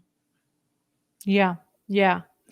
Found the dog. I also want to hear about, and this is important because we're going to talk about the body that was discovered that may or may not be Rebecca, but is likely. There's a high probability. How was Serbius's? This is important because we need to understand how this woman's body was found in Montana, and the difference between Serbius. Was Serbius's body fairly decomposed? So I was informed, and I saw a post on here that David decided to cremate the dog. Actually, the detectives of Missoula County did not inform us that the dog could be potential evidence. At that point in time, the detectives of Missoula County were only working with me. And the veterinarian at the Humane Society where the dog went said that the dog was too badly decomposed to have an autopsy done. Now, there was also conflicting information because Sheriff Toth had published that an autopsy was performed. Come to find out, there was no autopsy. There were no medical notes. The only thing that was substantial was an x-ray taken of the dog's, of Cerberus's neck. But even with that being said, if you perfectly align, the dogs and you position him for the x-ray, I guess a trained eye would be able to tell if the dog's neck had been broken, but I don't know if an untrained eye would have been able to tell that. What I have, and so I will be very honest and blunt here. I mean, after I called in another veterinarian that had recently seen Cerberus and asked them if they would identify Cerberus. And I did meet her at the Humane Society. I did go alone. I should not have gone alone. I should have, we were holding a search event that day. I asked Jerry to stay back with the search team as they came in off the river. But in retrospect, I should have asked Jerry to come with me. It was emotionally too much for me to handle. And I kept asking, what about an autopsy? Where would I send the dog? How would I do this? And I had both veterinarians telling me he was too badly decomposed. I mean, I could see the dog there. I don't know what decomposition in a dog looks like internally, I'm looking at the dog and I'm thinking he's frozen. He looks to be, intact, but I only saw like from the head up too. And so I don't know, but I was so overcome with emotion, and they convinced me that he was too badly decomposed to get any kind of beneficial autopsy, or they actually call it a necropsy. It's not called a necropsy for a dog. And so we made the decision to cremate. So Okay. I need to be held accountable for that. And we made that decision. It's a decision I regret. I had friends from back in Virginia saying, make sure you get a necropsy. And, and then we even counseled with our veterinarian back home, and he said, the heat out there, the river, the intensity, the warmness of the water, within days, the animal can begin to decompose, to the point where you might not get sufficient results. And I should have pushed for it, but I was so overcome emotionally that I didn't. Okay. That makes sense. Let's talk about the body that was found. And I want to share something else with you, Angela. This woman who was here earlier saying she had some screenshots that she had a conversation with David on August 4th. I was just looking at them, and I don't know if you want to. I would like to read them, and so I'm asking you. I don't know if you want to be here when we read them. If that's too much for you emotionally. You're not you're her mother and she's missing.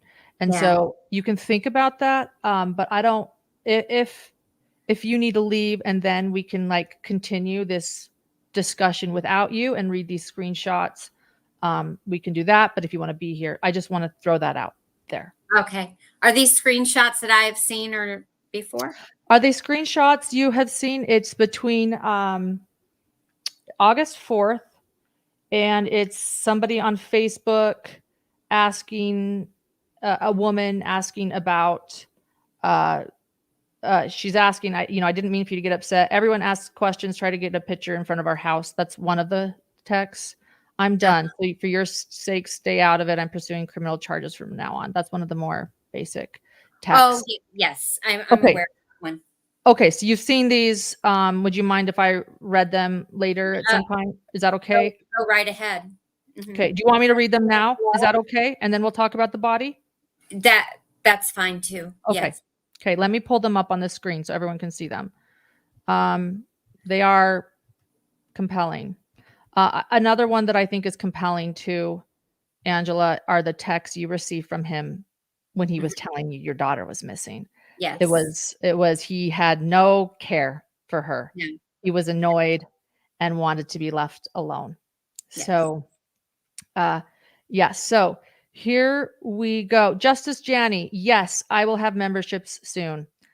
We will do that. So let me pull this up. I apologize. So I'm going to pull up. I'm just trying to figure out how to pull this up. I showed the sonar image. Here's this image. And I just need to find him. Okay. We will. I'm just making sure, you know how you have to like show the screen and you have to show like I'm just making sure everything's okay with the screen to show. And I believe it is. So let's get this. Let's see. Okay. Sharing screen.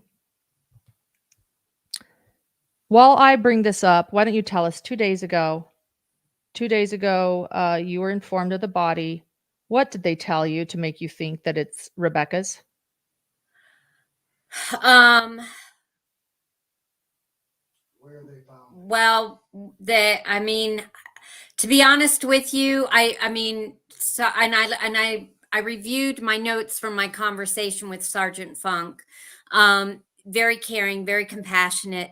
He did call, and I reviewed the times that he called. He called at 4:55 on the 17th.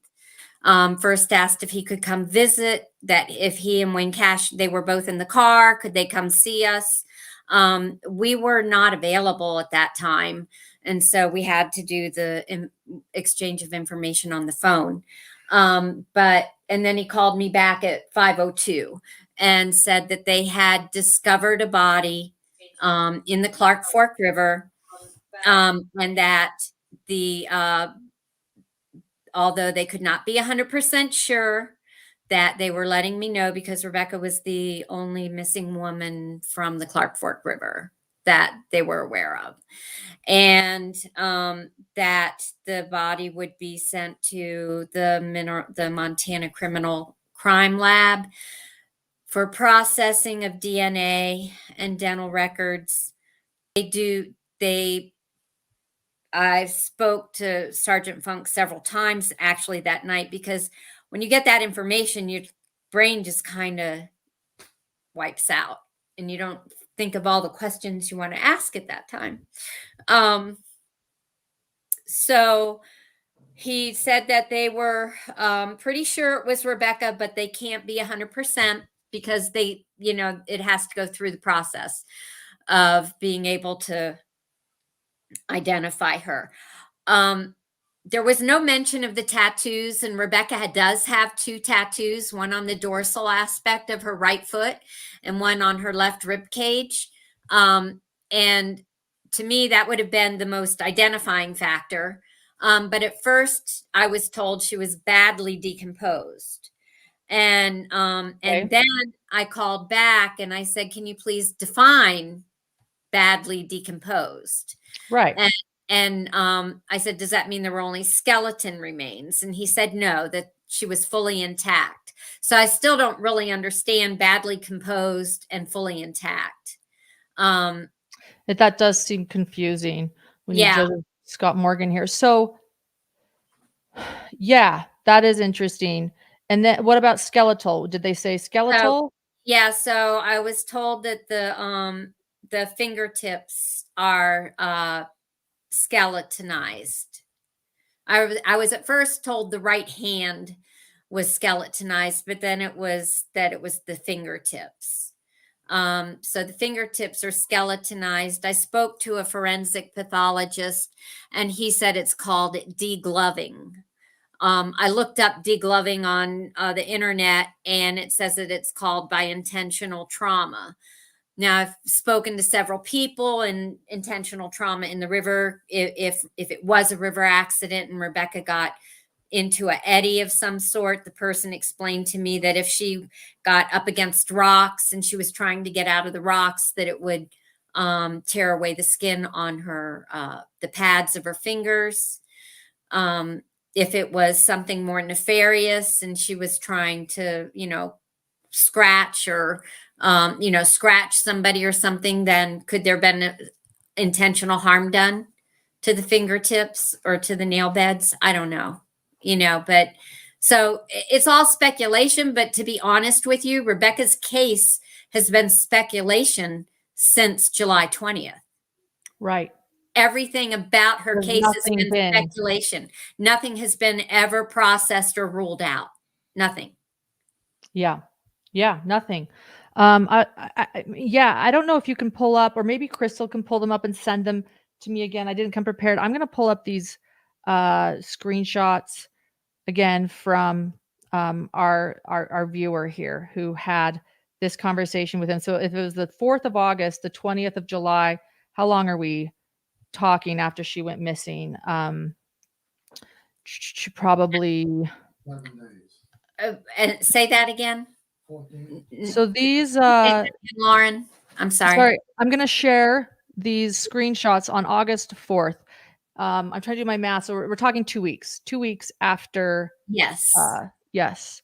So, and I was going to read them for everyone, and they're so small. So here I go. I'm going to read them here. This person was on. This was a viewer writing David. Allegedly, this is her saying that it's a conversation she had with David on August 4th.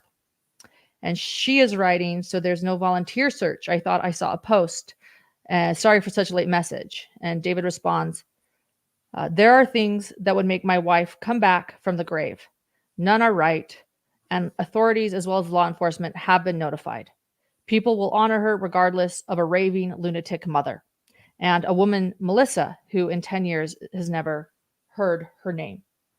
And the woman responds, so the end of David's message. Woman responds, "So they do know that she's passed over? Why is her mom looking? I don't know who Melissa is." And David responds, "Yes, they are positive. But she died happy trying to save her dog. Her mother was never a mother to her and is trying to make up for it. Becca despised her. And this SHIT is the next level twisted." And then she responds, "Then why haven't they told the public they found her? How do you know she died saving her dog? I thought she's just missing. Sorry, I'm out of the loop. Yes, I definitely don't have to answer. You definitely do not have to answer my questions. I'm sorry if I'm bugging you." And he writes, "It's okay, but understand she's my wife, so I will honor her." So Lauren comment, he's avoiding the questions. Like she's not, so I'm just going to point that out. Also, there's a quote I love, by the way, and I think it's important. If an abuser cannot control you, they will try to control how others see you. Yes. Great quote. So I just find it interesting that he's he's really dead set, on sharing that you're a bad mother. Right. Then he responds, David says this. Her phone was found with evidence, including a video of her dog in that very dangerous area. Forensically, it was told to me she just jumped in when he got taken by the undertow. She writes, oh no, I'm truly sorry. And then David responds again. She is still missing, but she is gone. No foul play, nothing, but a sweetheart letting her dog cool off, and she had no idea how to read the water. I was informed on the 21st that it wasn't a rescue any longer. The 21st meaning the day after she went missing. Correct. And then this woman responds, rightfully so, but with no body, we can only hope she's alive. And then that made David angry. And he wrote, I'm out. It's been 14 days without food, shelter, or clean water. Her dog drowned in that same current, and Becca could not swim to save her life. All of you, please stop. The river will release her when it's damned good and ready. So when I got here on the 23rd and met with the detectives, I told them a story that David used to have a German Shepherd, and I can't remember. I think it was Coders, but I'm not sure of the dog's name. And the dog got old, and David shot the dog, gave the dog a steak dinner and shot the dog while it was eating, and wrapped it up and put it in the river. I was very alarmed by that. And I had asked, are you sure you want to do that? And his response to me was, the dog was a river dog. It came from the river. It goes back to the river. And on my search rescue weekend event, someone on the rescue team had mentioned that they actually found the dog. And they remembered that. And David had said that he had some Indian chief do this incantation or ceremony or whatever to send the dog downriver. But the reason that alarmed me so much is because David and Rebecca met at the river. And then when they're telling me this is a river accident, that conversation from 18 months ago, played through my mind. And it was very alarming to me. I also have to bring up some things here. Sheriff Toth is convinced this is a river accident. If this is a river accident, I need someone to clarify for me. And I have asked law enforcement this. On October 31st, we received a phone call telling us the trailer we lived in was highly combustible and that we should move out for our own safety. On November 29th, the Monday after the county commissioner's hearing, I had mentioned my attorney's name in the county commissioner's hearing. My attorney received a phone call from the same person that our home in Virginia was to be burned down. And then on March 29th of this year, that same person reached out and attempted to extort us. And saying they had information about Rebecca. And I said, well, we have a reward out for her that's much more than what you're asking for. And so if you have the information and we find her, the reward money's yours, Nothing ever came of that, but it raises a lot of questions. If this is a river accident, why are we receiving threats on our safety and on our home and where we were living? And we have filed reports. We have filed police reports with all of those. We've had nights where we were in the trailer and people were some guy was banging on the trailer saying at 1:00 in the morning, call the fire department, call the fire department. Well, when you've already been threatened that your trailer is going to be combustible, you get a little anxious. So we filed a report on that. And then one night, somebody's riding by on a bicycle and throwing rocks. Now, normally there would be a lot of rocks in Montana, but this was after a snowstorm. And there was probably a good 8 inches of snow on the ground and you could not see any rocks. So that means somebody came prepared. They had rocks in their pocket or Right. basket or whatever. And so if that's the case, if it's a river accident, why do we receive these harassments? And we ask those questions. Nobody can answer them.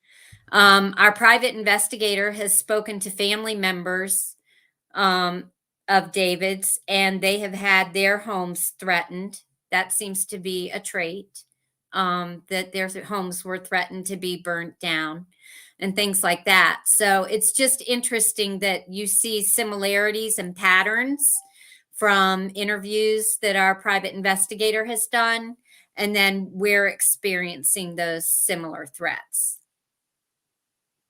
And Okay. we've contacted the FBI back in Virginia. We've called the National Threat Center in Washington, D.C. We have called FBI here in Missoula, but State attorney. we've tried the state attorney general. We were told that we would be wasting their time and our time to schedule an appointment with the attorney general of Montana. So, you know, people have asked, have you knocked on every door? We have knocked on every door. I even last week called, someone suggested calling the U.S. Marshal of Montana. So I've even reached out to them, and I'm waiting for a call back. They promised me they would call me back. So, wow.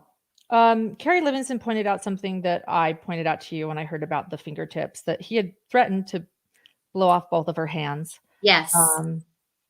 You know, I'm just throwing that out there. It could be that degloving started to happen, perhaps.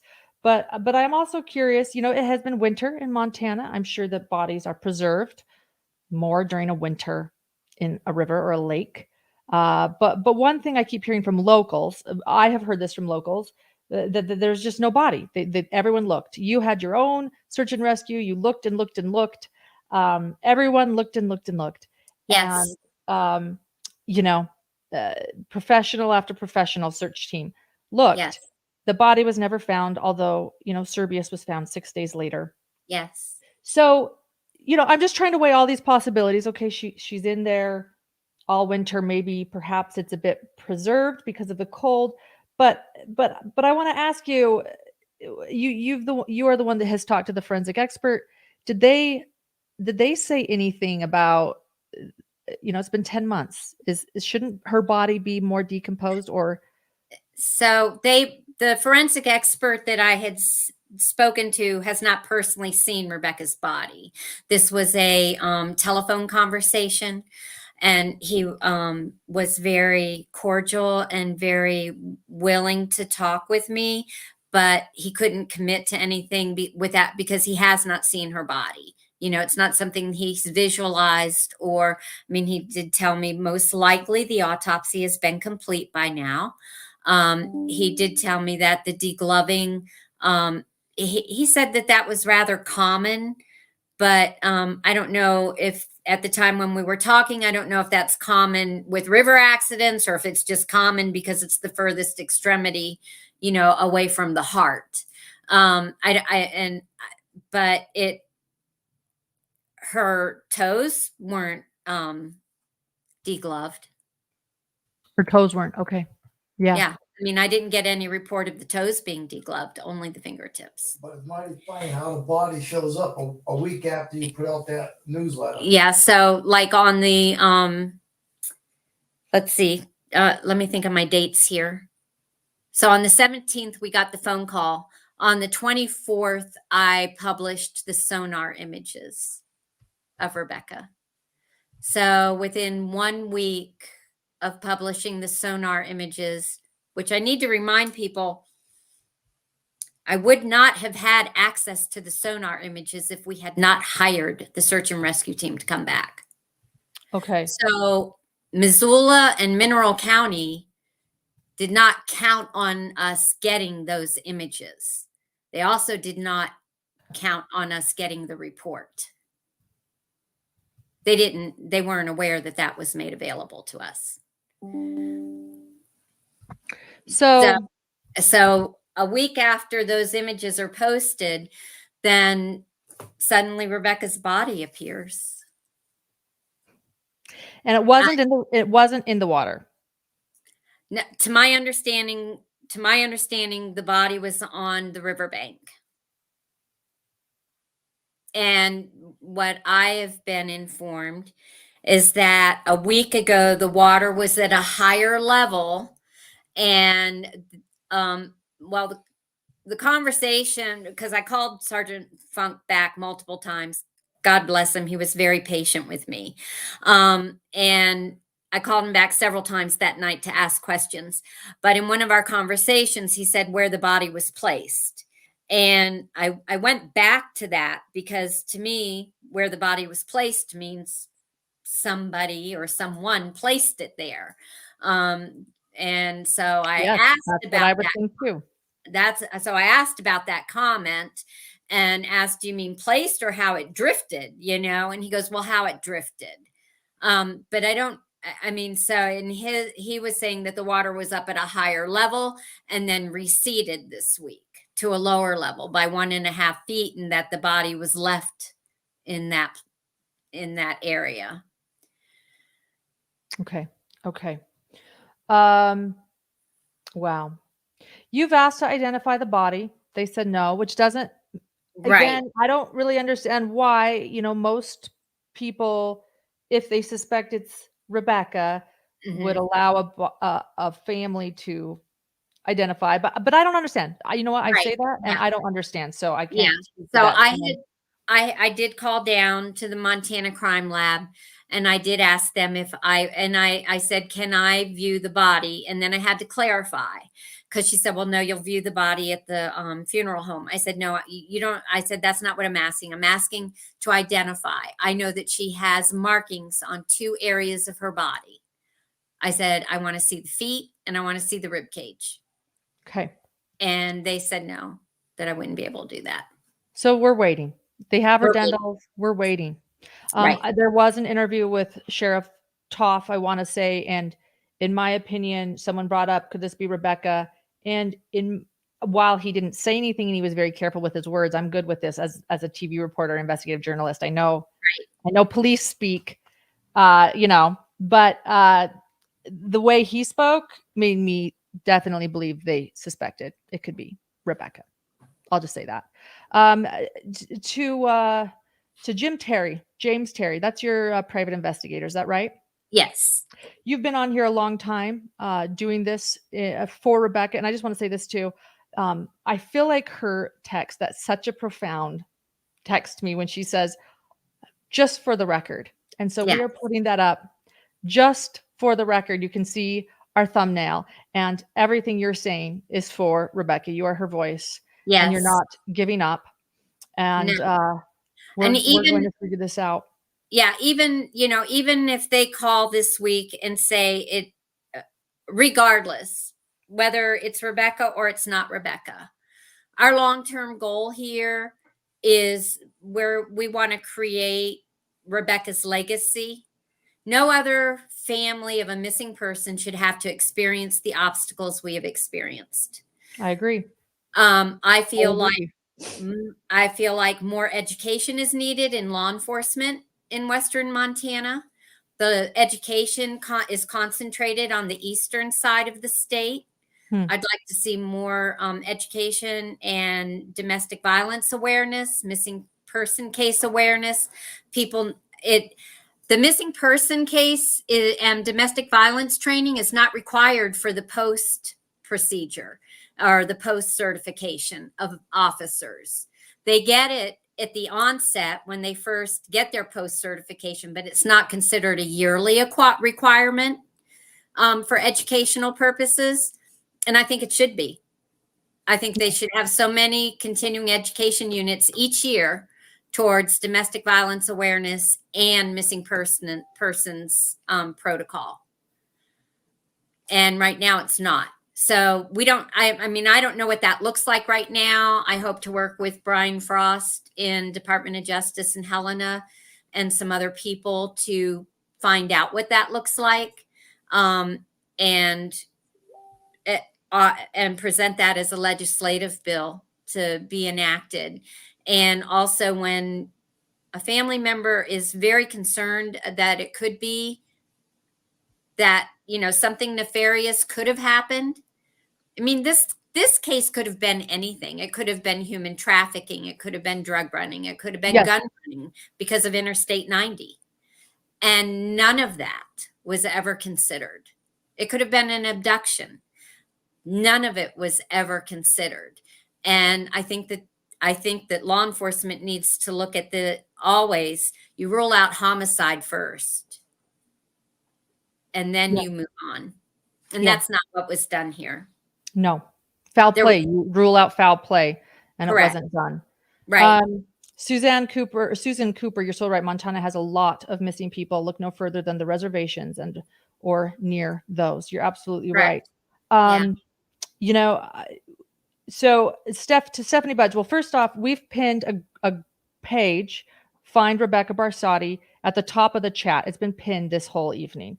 So you can find the page that you run there.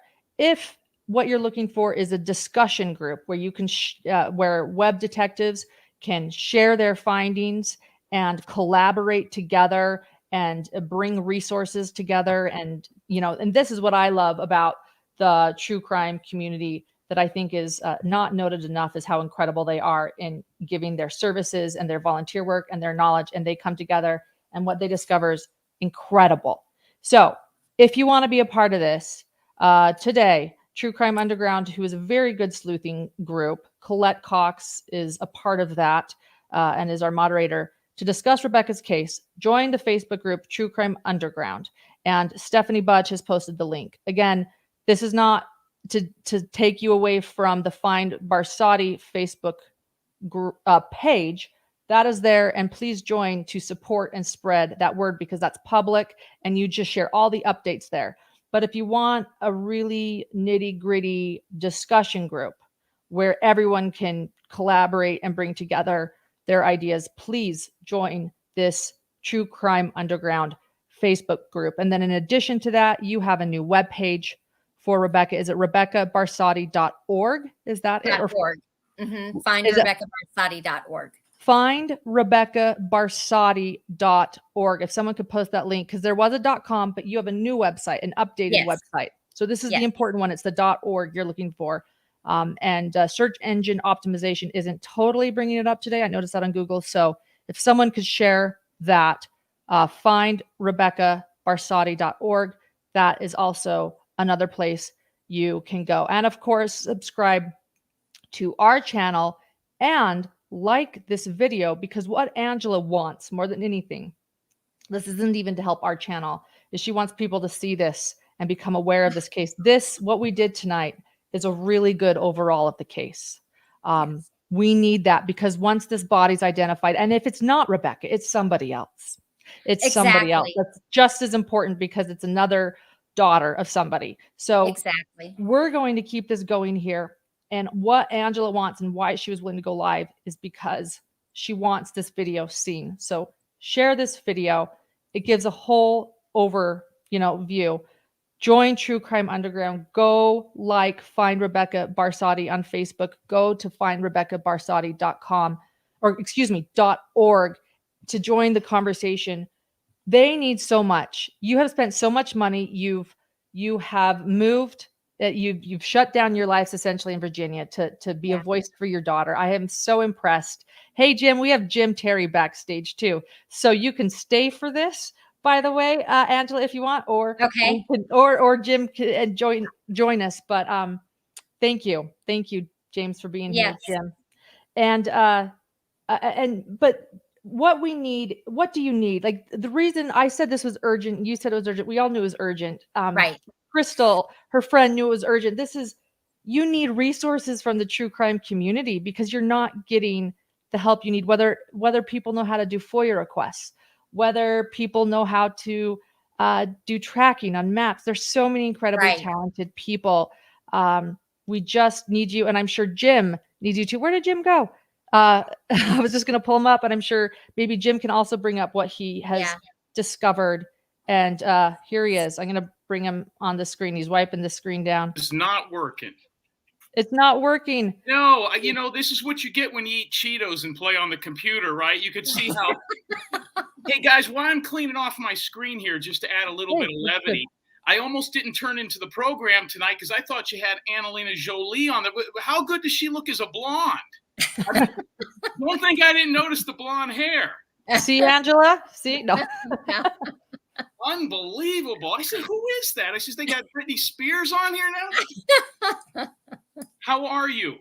Good. All How right. are you? It's nice to meet you. You have left messages on my phone. I've tried to reach out, and I'm so glad we can finally connect. So Jim and I have been trying to get in touch, and we finally are at this moment live for all of you. So hello, I'm good. This is private investigator hired by the Mastrovito's REBEKAH Barsotti's family. That's correct. So, yes. I saw you passionate there in the chats saying, I think you wanted to say a few things. Well, and I wanted to give you an opportunity if there's something you feel Angela hasn't said or something you feel is important as an investigator. Tell us what you're seeing and what you've been discovering and what you need from the true crime community right now. The last thing I want to do is hijack this, okay? And people that have followed this story have seen me on different media outlets. I have two speeds, stop and go. That's it. This thing has taken a total another direction now that you've got me on here. There's a lot of questions and innuendos in the chat room. So what I could do is I could answer any questions and all questions you have. The difference between me and the Mastrovitos or me and the Barsottis or me and anybody involved in this is I am the only one who talks to everybody. Let me give you an example.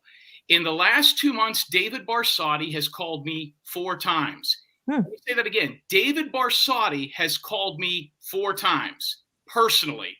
And I initially was on this case because I looked into the man that threatened to blow these people's homes up. That was my first assignment in this whole thing. After I found out who he was and confronted him, within 10 minutes, I got a phone call. Why don't you and your viewers guess who that person was? David Barsotti.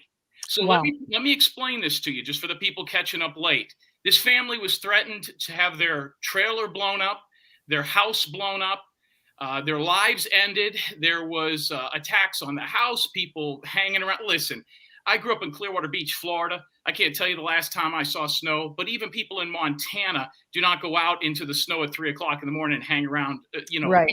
Okay, so the bottom line is I found out who this guy was. I called him up. I killed his anonymity by pulling his records, by pulling his home address, by letting me know who his parents were, his sisters, his cousins, where he worked. This guy could not hide any longer. And I told him if he called this family again, I'd knock his teeth down his throat. The reason I did that is for 2 reasons. The family had gone to the police. Guys, if a baseball is thrown and it's a strike and the umpire doesn't call it a strike, it's a ball. These people could do whatever they want. They can call. They can, well, you should have done this. You should hire this attorney. If the umpire will not call it a strike, it doesn't matter what you do. That's why there is law enforcement. Now, the one thing I'll say, and this might irritate, and then we'll get back to this guy here in a second. And listen, growing up in the Deep South, I got a home in Las Vegas. I've lived out west. I've played football in the state of Montana, so I've been there. Part of the reason that so many people are so irritated with the police and law enforcement in that area is this. They don't understand living in Kansas City or Hartford, Connecticut, or Miami, Florida, how the cops can be this way. Let me explain something to people that I didn't even understand until I took this case on. There's a hell of a lot of people that move to Montana, that have stayed in Montana and live in Montana because they like the way the police is there. The same reason criminals move to Alaska. They want less cops. It's the same reason that David Barsotti wanted a jury trial. The sheriff, who Sheriff Toff and I have spoken, who, by the way, is also a licensed private investigator. He is also the county coroner. He is also the sheriff, non-elected, and he's also dating the district attorney at the time. He's everything but the local high school football coach. So the problem in a situation like this. Wow. Yeah, well, and I'll say it if the Mastrovitos do not want to, because I would love for any of these people to come after me. The problem with this is these folks have threatened people with defamation and certain things. I wish they would do that with me. I wish they would come after me because, number one, my attorneys would wipe them off the face of the earth. Second of all, I would get to depose them. David, at this point, if he thinks that what I'm saying is defamatory, would have to show a loss of income, and then we would get to put him on the stand. It didn't work out so well for Amber Heard, did it? She looks like an absolute mess up there. So if you're going to accuse somebody of something, especially defamation, you get your chance at bat with them. The problem here is that there is a lot of people in Montana that want it this way. The sheriff told me that the reason David wanted a jury trial in a domestic situation is because he knows that the people in that jury box, the people of Montana, know that sooner or later they're going to be in that jury box for a DUI, for a domestic, and listen, everybody thinks domestics are just husband and wives. If I beat my brother up at a barbecue, that's a domestic, right? Right. Okay, so the only domestics are not husband and wife, or husbands beating up wives. Right. Let's cross that off. Two uncles getting in a fist fight at a picnic And is a it's domestic easy. dispute. Right. Okay. So the bottom line is this, is that there's a hell of a lot of people in Montana that want to be in that. And let me tell you something else that has missed this, and this will mystify I never watched a show called Yellowstone. Are you aware of this show? I have not watched it, but I am aware of it. Yes. In season 2, episode 6, Remembers. a woman goes missing the exact same way. That episode came out months before Rebekah Barsotti disappeared. It is almost eerie. I was told to watch the show to see the similarities. The only difference is there's not a dog and it involved a kayak. It is almost this story to a T. But what I will do is I will open this up to anybody and everyone. But initially, this family was threatened by this man. His name is Nathan Jacobson. And Okay. he was Nathan Jacobson. Nathan Jacobson. Spoke to Okay. me today. Nathan Jacobson Listening. threatened this family. I found out who he was. I called the proper authorities. I did everything in the state that he was in, which at the time was New Mexico. If a guy is calling to threaten a family, a lot of times you've got to get to the law enforcement in the town that he's in. So I found out who he was. I called him. This shithead was so stupid that he filmed himself. He went on FaceTime with me live. When he went on FaceTime with me live, I saw his kitchen, I saw his face, I saw his haircut, and I took a screenshot.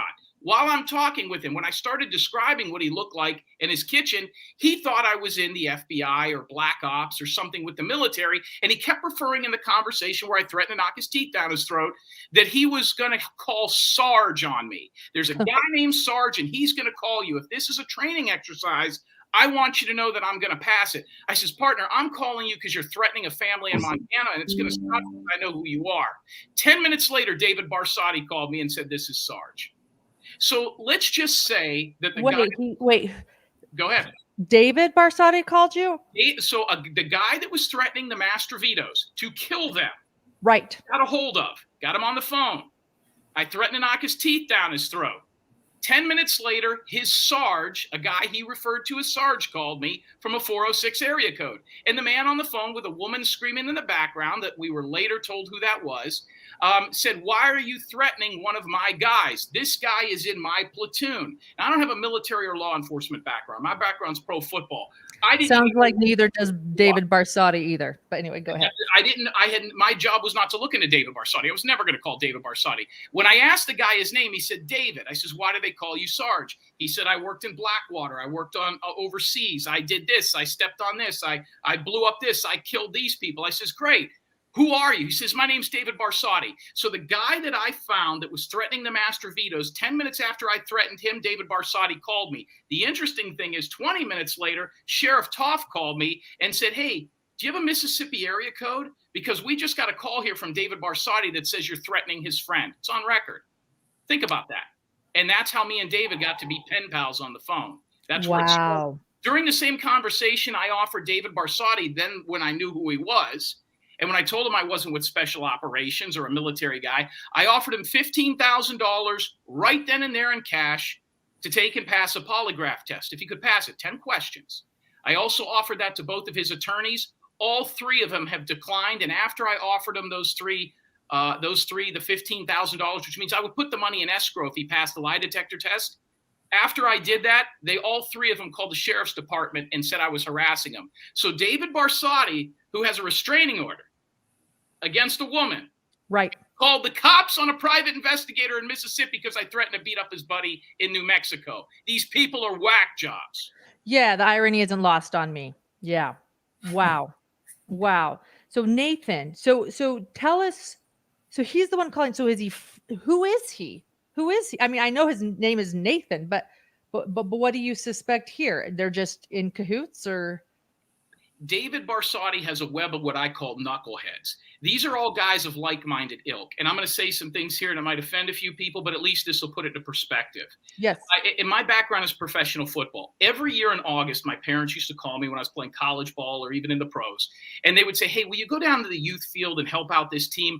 Our friend's son is playing quarterback for the 8th graders. And I would go down there and I would see these fathers who do nothing but watch football on Sunday, screaming and pounding on 12-year-olds who just want to eat oranges and go play video games, that they need to be tougher and stronger. These are guys that didn't do it themselves. These are guys that didn't play college ball and they didn't make it to the next level. But on Saturdays and Sundays, they can scream at 11-year-olds and make themselves with a clipboard think they're a football coach. That is the I know these kind of guys. Yeah. Here with David Barsotti. He's a guy who spent less than 5 months in the military, watched a lot of movies and television about it, and he believes that he has this harem of people that are like him, that never did anything in the military or with their lives, absolute knuckleheads, that tend to follow him because his bullshit is better than the rest.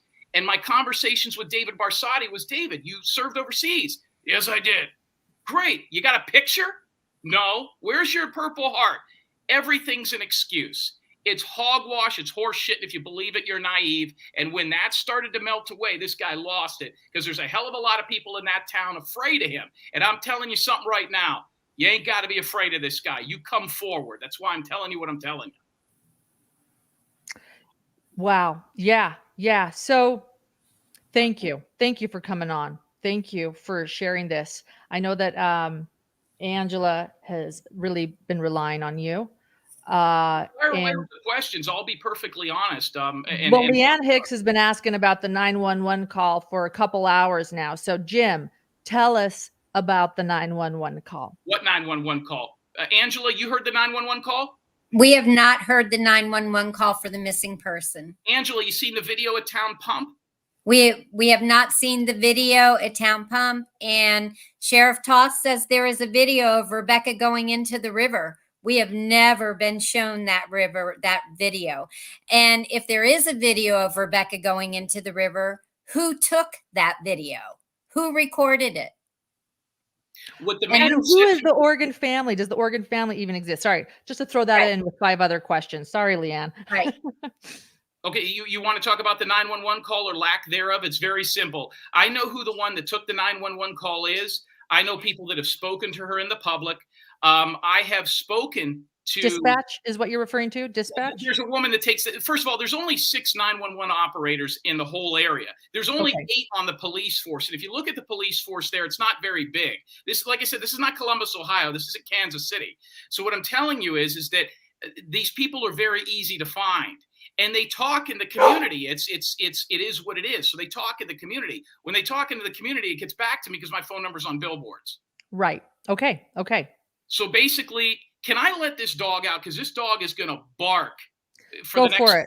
Yeah. Okay. We understand. Don't even worry about it. Yeah. We're going to talk to Angela. Wow, Angela. So when did you hire Jim, and how long has he been working? We hired Jim in December. So Jim actually contacted us and said he had heard about our case, and we did some research on him, looked at some of the other cases that he had worked on. He told us, he gave us no guarantees, but he works primarily on missing person cases. Okay. The previous, we actually have 2 private investigators on board. We have an private investigator in state as well, but he did a little bit of everything. And we just needed more, we needed to hone in more on the missing person concept. And so Jim, told us what he thought he could do. He promised nothing. Jim is really good at tracking people down. If he knows if he's supposed, I'm just going to pick a name. If he knows he's supposed to speak to John Smith and he calls John Smith and John Smith doesn't return the call, then James looks up John Smith's mother, father, sister, brother, cousin, uncle, anybody who's out there. And he starts calling them and he tells them, look, I need to get a hold of this person. And so they call back. There's only been a few people that have refused to speak to him. And I would imagine that in the end they will agree, you know, they'll contact him. But I have to say, and James is good about shaking a tree and the fruit falls. And so that's There's what's a lot important. of fruits in Mineral County. Let me tell you, we got all kinds of fruits there. Yeah.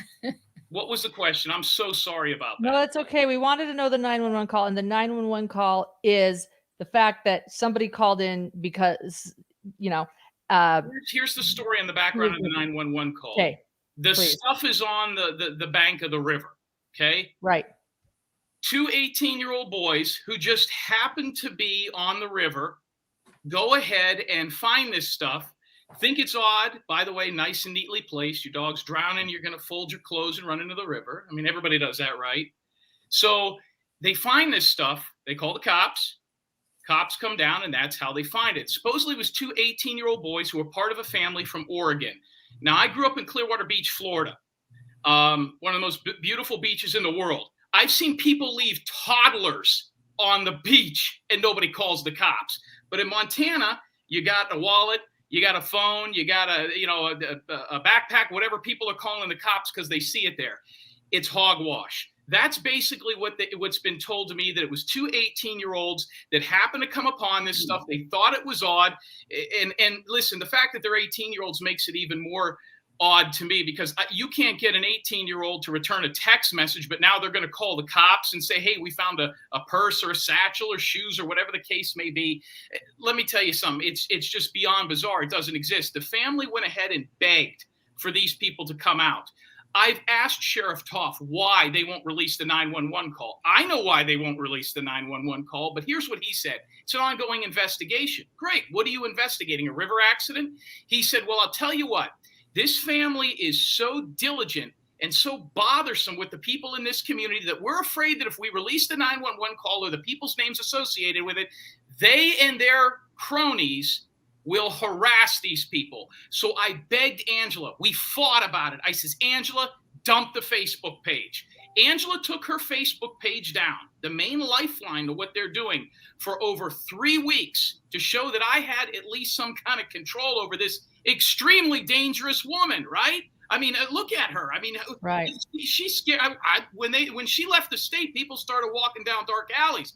So, so they said, I said, Toff, these people aren't going to pick it outside. We're going to shut the Facebook page down. Let me talk to the people that made the 911 call. They did that. He then came back and he reneged on it and he wouldn't do it. He wouldn't release it. He said, call Ellen Donahue, the county attorney. I called her. She said it was 2 weeks before she get back to me. And then that's when I found out that her and Sheriff Toff were an item. They had dated. So he says, you either got to get her to release it or she'll get me to release it. Well, that's like going to your mom and saying, can I have ice cream? And she says, no, go ask your dad. If dad wants to sleep on the couch, he'll give it to you. Otherwise, so that's basically what happened. They wouldn't release it. And go figure. So the family wouldn't come out. They won't come out. Here's the interesting part. And she skipped over a big part of this, but there's a lot. Okay, we're listening. David Barsotti's brother contacted me, his whole family. I've spoken to his parents. I've spoken to his school teachers. I've spoken to his karate coach. You name it, I've spoken to the people in and around David Barsotti's wife, even his 16-year-old daughter. And his brother told me to contact a woman that lived there locally that they had both dated, a woman that worked at a place called Bell Tobacco. And that place, that woman's name is Ivy. Ivy and I had a conversation that she had worked at this place 15 years ago when David dated her. I called Bell Tobacco and she answered the phone. When she answered the phone, I told her who I was. She had no problem talking to me because it was a work. The guy that owns the Bell Tobacco is also a PI. Okay, go figure. And she said, I said, do you know David Barsotti? She goes, yeah, we hung out and we dated. I said, okay. I said, when's the last time you saw him? She said, about 10 days ago. He was in here. He buys tobacco once a month like clockwork. I said, great. She goes, but, he's still really distraught and beat up about this. And I said, really? Now, this is a woman who's lived in the community her entire life and is taking a phone call from a stranger. She didn't know anything, and most people were scared to come forward. She had nothing bad to say about David. They dated. He never beat her up, never had handcuffs, the eye patch, whatever. She had nothing bad to say, and that's important. It's actually a good thing. Right, right. Tell me about his missing wife. She goes, oh, yeah, he was in here 3 weeks, 21 days after she went missing. And he was just so broken up. And I says, well, Ivy, what was he so broken up about? Because we all know the story, right? We all know what happened. Doesn't sound like a guy that's broken up to me. She says, well, if you watched your wife drown, you'd be broken up too. And I said, wait, what? She says, if you watched your wife drowned going after her dog, you'd be upset too. And so I kind of said, oh, shit. Like she just said that I says, he told you that? She said, yeah. Now I wanted to hit the floor, but I didn't want to scare her because for some reason this was just coming out. She had no problem telling me this story. She didn't know that this story was going on, that the Rebecca on the billboard was this guy's wife. She had no idea. She only knew the story. He told him she'd go home, feed her kids, goes back to work the next day. She wasn't into this. And I says, well, then what did he do? What did he tell you he did after he watched her drown? He said he took the dogs up there to play with her dogs. There's only 3 people in the whole world that knew that those dogs wanted to be played with. The girl missing, the girl that brought her stuff at Town Pump, and our little group. Kevin. Okay, Yeah. So a lady at a tobacco store now knows this. So he talked to her. She says he went up there. They started talking. The dog went into the water. The dogs were playing. Her dog, she went after her dog. And I says, well, why did he go save her? She goes, I don't know. He went down the river. So what he did was he panicked. He went down the mountain, called somebody who called 911. The reason they don't want to release that 911 call, because in about 20 minutes, I'll connect that to whoever's involved in this, if anybody. What would be the possibility? So this woman then, I had the Mastrovitos who ran like they were shot out of a cannon down there. They met this woman and talked to her in person. She then went under sworn deposition with an attorney and said it under sworn deposition on the footage. And I called the cops and I says, I got a woman who dated David, who has nothing bad to say about her, who said that he came in 21 days later and that David Barsotti went up there and watched his wife go in the water and ran. Now listen, David Barsotti has a restraining order. I'm watching your chat room and everybody's like, he did it. He did it. He's the guy. He's this, he's that. Can you imagine if maybe David just happened to have gone up there? They're bullshitting, they're talking, or he says, hey, baby, I just want you back. Come on. She goes into the river because she's distracted, and he's like, oh, shit, I got a restraining order on me. People think he killed her as it is. Can you imagine if he's actually was up there, but he's like, hey, wait a second, I didn't? I was up there, but I didn't do it. Who would believe that shithead? Nobody. Right. That's where this whole thing started, and a major piece to the puzzle. By the way, I know what they're saying. Why don't they call the cops? I called the cops about that. We told them that she would meet with the Mastrovito's attorney and the police all in one room and give this story after she had already gone on tape. You know what they said? Sheriff Toff and Ryan Funk says, we will meet with her, but we do not want any lawyers around. Why not? What difference does it make? Release the 911 call. I'm going to be able to connect those people to whoever's involved in this, if anybody, in about 15 minutes, and they know it. Wow. Wow. 2 18-year-old kids see a wallet and call the cops. So Julie Holden writes, so this could easily be David sowing the seeds of trying to prove that it was an accident. So which is it, David? Were you there, or was it not possible because of your upcoming surgery?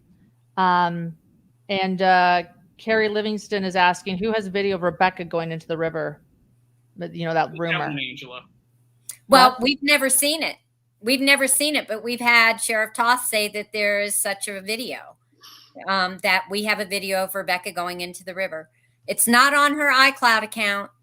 There's no, the last thing on Rebecca's iCloud account is the selfie that you showed earlier with her in the vehicle and Cerberus. Right.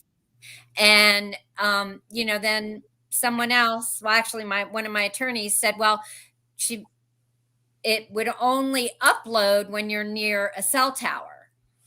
But when Missoula County detectives took Rebecca's phone to Helena to open it and to get access, it would have been near a cell tower to upload that video when they Right, turned right. it on. So And there's never been a video uploaded. what Sheriff Toff had argued with me about, who, by the way, his health has gone since this happened. You know who else's health went like this when something like this happened? The Ramsey family. Look into JonBenet Ramsey's mother when that girl, and when her health and cancer went like this. There is a level of stress, and Angela can tell you. Now, I'm not saying this has anything to do with it, but this is a guy who's scared of this woman. I mean, I'm going to be honest with you, and he does not like her. He's told me that. He goes, I don't like these people. He says, we spent far too much money on this. He is open and honest with me about this. And I respect that to a degree. We've spent too much money on this. I broke propellers and I did this. See, they have a certain budget for search and rescue.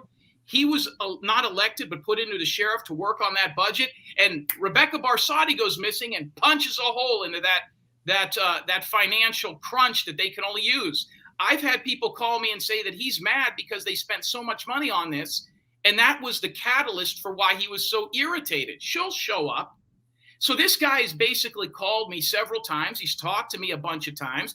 And he has said, basically, he also told David not to. Everybody asks why, because I saw this in the chat room and it was making my mind explode. Why didn't David go look for her? I asked David that question. I told you, he's called me close to half a dozen times. He said, and Sheriff Toff said, both the same things, that I am not supposed to go looking for her because if I find her, the family will think I'm guilty. I asked Sheriff Toff, he says, 100% we told David Barsotti that. Don't go looking for that body. If you find her, you'll really look like you're in some deep stuff.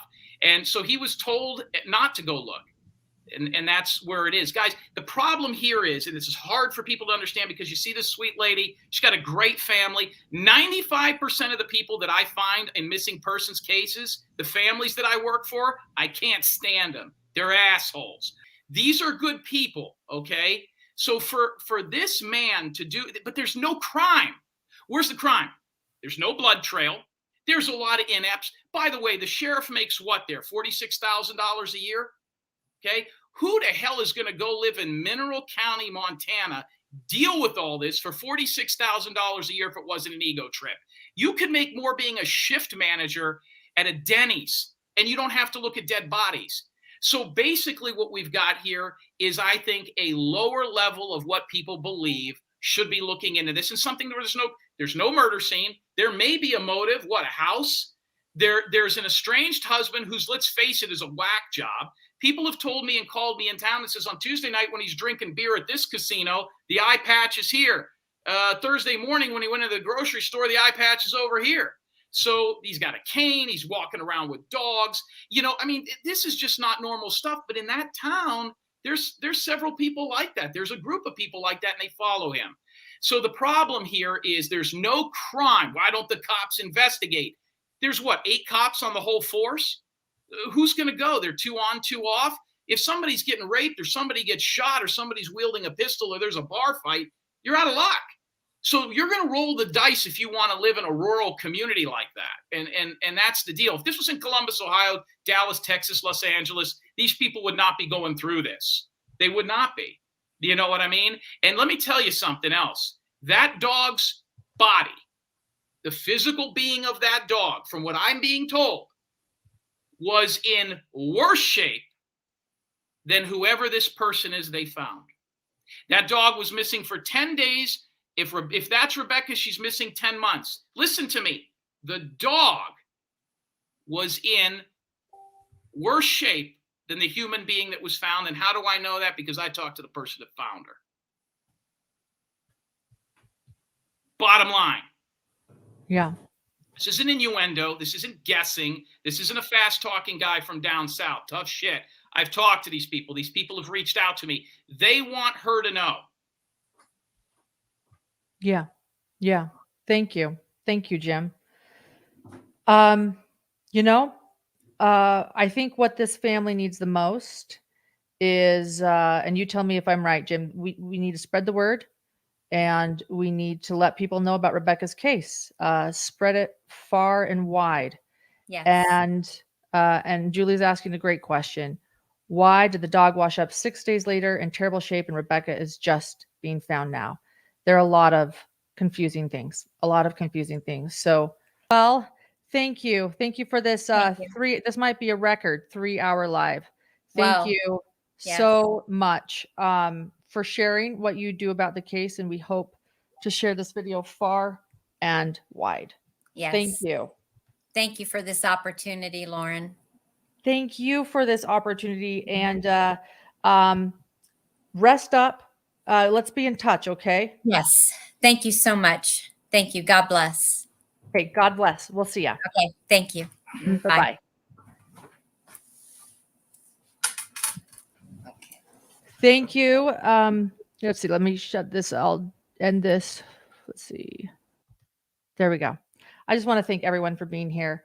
What is most important in this case is to bring awareness to Rebekah.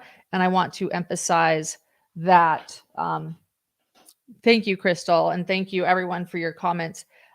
Share this video, like this video, and join, where is it? True Crime Underground. They have created a group now. They are invested.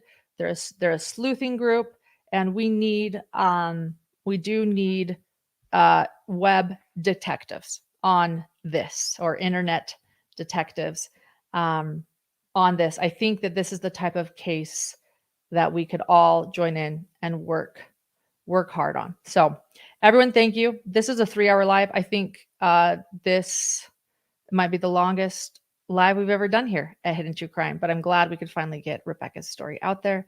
And we will be, I will be back on next week. We have a lot of good things planned. So thank you for joining in on this live and to learn more about this case. We'll see you. Bye-bye.